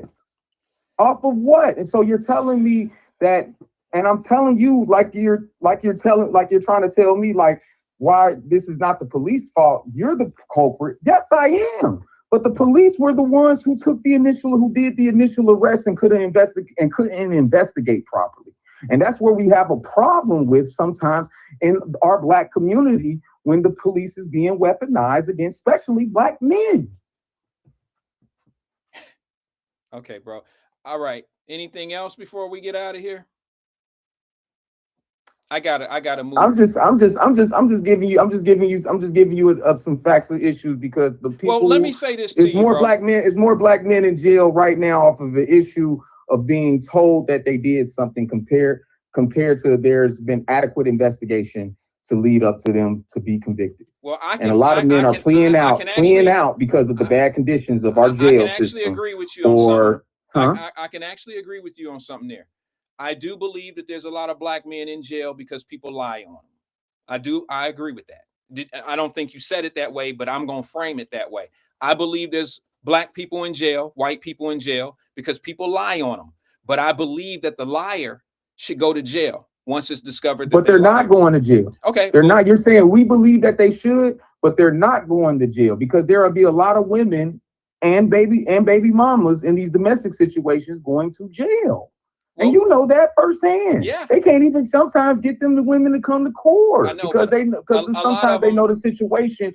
Some of these situations are pretty much tall tales to law enforcement to get them to be removed the individual out of the residence. Well, a lot of we see that, and you say, yeah, we need liars in jail, but then we'll have a bunch of cases of falsely accusing the police or falsifying a police report, which really you ain't even falsifying a police report. You're just making a call, a 911 call, falsifying a 911 call, and you got to pretty much put it under the channels of law where you believe that the person has broken the law. And I believe it's going to be hard for prosecutors to pretty much prove if this person decides to take this to trial that he falsified or she falsified a police report or a police call, especially if the victim doesn't show up to pretty much corroborate the story. Okay. Well, I hear you. I've heard you. I just, I don't know. I have nothing else to it, bro. As far as the conditions in the Justice Center, maybe someone will look into that. As far as people being dishonest about, allegations on other people, maybe somebody will look into that. But, I don't know what else to say to you about it, brother. I just, I don't know what else to say. I'm exhausted on it, to be honest with you at this point. I just wish that you, let me just say this to you before we go. Congratulations on your run for city council. I know it didn't work out for you, but you got quite a few votes. And, maybe when you get some things together, you'll reconsider, running again or doing some things or becoming a priest or, like you said, or I don't know, bro, but I'm sure once you get some shit together, bro, you will it all in and get your shit together. I believe you're an intelligent young brother. I just think that you need some help in some areas. And once you get that help, I think you'll be fine. But you got to understand that you know what I'm saying? If you don't understand you need that help, then you're in a world of trouble. But I'm not denying that. And I believe we all need help. And my biggest thing is we just can't be afraid to go ask for it. And I'm not afraid to ask for it or admit what I have done is wrong. The problem is we have a problem of people who have done wrong and they don't even have the courage to stand up in front of public, especially in front of your audience, to tell them I did wrong. It was a mistake. I lied. I turned away when there was bad things going on. That's the problem. Well, here, I'll say this one last thing. I promise I was about to leave on this. I just want to let you know, part of coming to grips and taking on accountability is not blaming other people for the things that happen in what you did. And when you blame the police for not doing a thorough investigation for your lying, that's not taking accountability. Now you're focusing on something shouldn't have happened to her because of your discrepancies in what you were saying, which was very believable. Okay. And I can't say that the police, in my opinion, and this is my opinion, this don't take no love away from how I feel about you, brother. I just believe that you are smart enough to know. And I said this months ago when we did the show. You're smart enough to know what to say and what to do to make that arrest happen. Based on the history between you and that lady, you and Miss Rosemary, the police had the discretion that they took was believable. So they arrested her. And I'm not saying they arrested her unjustly. I think I honestly said on the show, I believe she had a gun and pointed it at you because y'all had a history. There's a video of y'all being, physical with one another, or maybe not touching, but there was some things about the car situation, the keys. There's video showing a woman being threatened. So a police officer and anybody in court would look at that situation of you and her past and say, there's a possibility that this lady has been in a physical altercation or a physical abusive relationship. And she's really trying to get out of it. And she had enough and she pointed a gun. And, other than shooting you, that would have been sure proof that she pointed a gun. But it was very believable that this lady pointed a gun at you. It's very believable. It's not like y'all didn't know each other. There was no contact in the past. Then they would probably have to use their discretion and go the other way. But the court cases and the history of physical violence, bro. What makes you? There's no history. There's no history of physical violence, brother. Maybe I'm mistaken. What was those charges last time that went away? Was it not a domestic violence charge? Was it not? No. What was it? An assault? What was it? That was pretty much a whole different type of situation. Okay, no, what was the charge? Something else, and that was totally something else. No, what was the charge? What did they charge? What was the charge? What did they charge me was they charged me with domestic violence and an assault. There you go. Domestic violence and assault. It doesn't matter what the outcome came up. It's the history. That go on. When you go to court, did that not come up when they had your bond hearing? Did they not say that y'all had previous No, they did. They did not. They may not have said it. No, they did not. The judge, because Judge Berkowitz he's no longer a judge. He was the judge who gave me the first arraignment. He didn't. And when the prosecution, because you know this better than anybody in courtroom A, it's a fast process. They're not. They just went off of what the statement was claimed on the report. Okay, and everything was in the folder. So it may not have been announced. It may not have been said out loud, but they knew that y'all had a domestic violence. No, they did. Yes, they did. And that came out. That came out due to the media. And I'm dead serious. Being politically motivated. That's what I'm saying. Hold up. I was in court today. They put this story together based on the media. I was in court today where a young man was standing in front of a judge, and the prosecutor, after the defense said what they said, the prosecutor said it today. He has been accused 3 times, and the witness has not shown up for court in previous domestic violence cases. So I'm not saying in all cases it come up, but a lot of times the judge will hear from the prosecutor or the defense of how many times this person has been in court or stood in front of a judge facing allegations of domestic violence against somebody that it didn't even go anywhere. It didn't get But- it didn't go anywhere other than that preliminary hearing. It didn't go anywhere. But think about it like this: how stuff like that didn't go anywhere, but they took the process of giving him the person. I promise you, that person you listened to got a bond. He didn't get released on his own recognizance.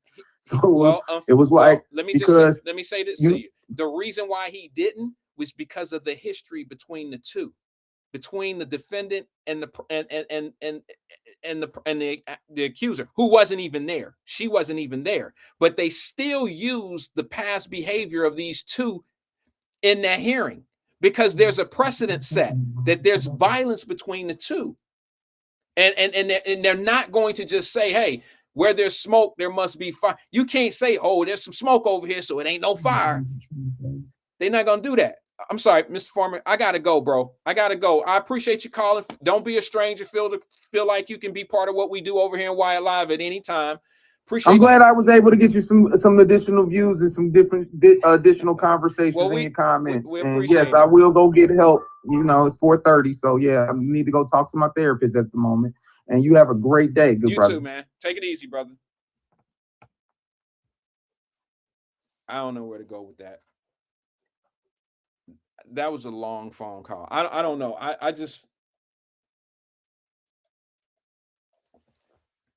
I'm not even going to say what the normal podcaster or the normal host would say. Let me just say this. I apologize to the audience. I apologize to you guys. Because I did something right there that I normally don't do. And y'all know it. You know I'm not part of people incriminating themselves. Didn't I just have this conversation about Kelly Prather last week?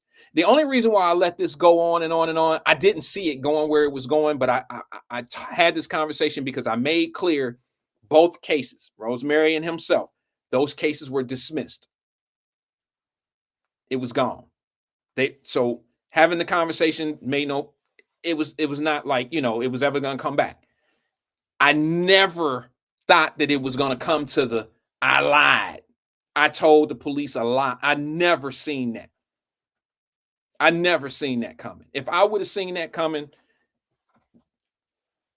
I wouldn't have had that conversation.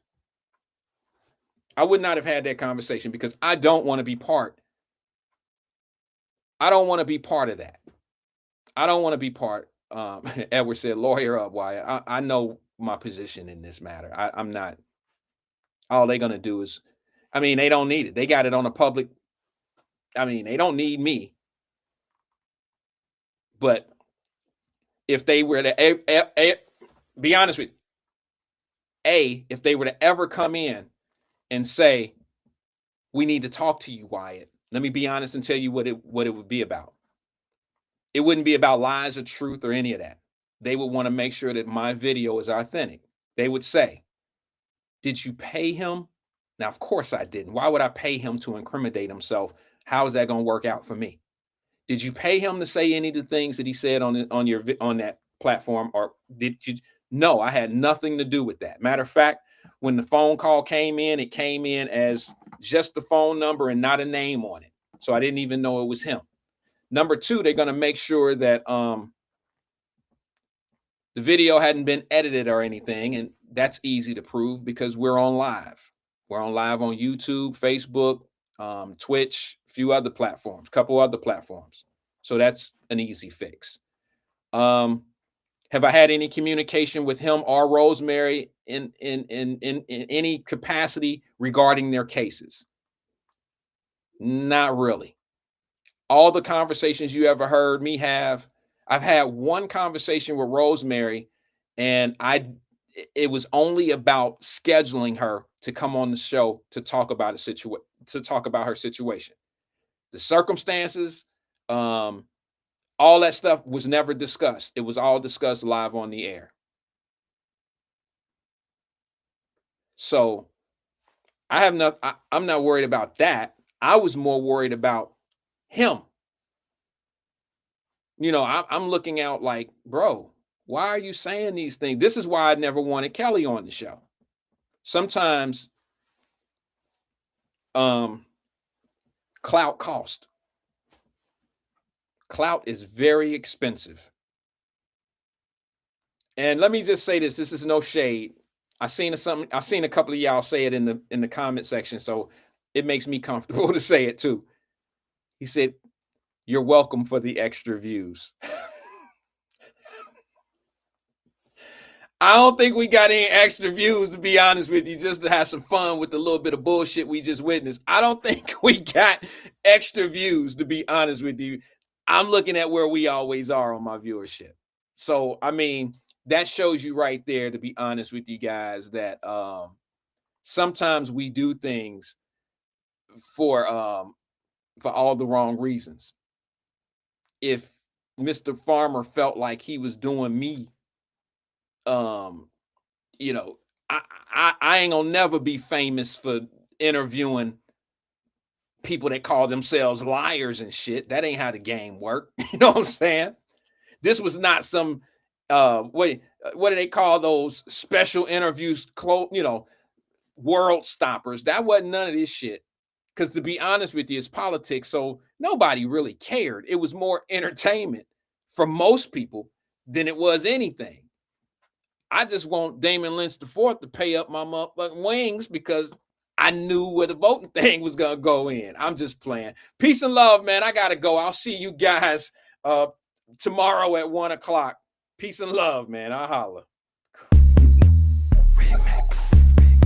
Stand up.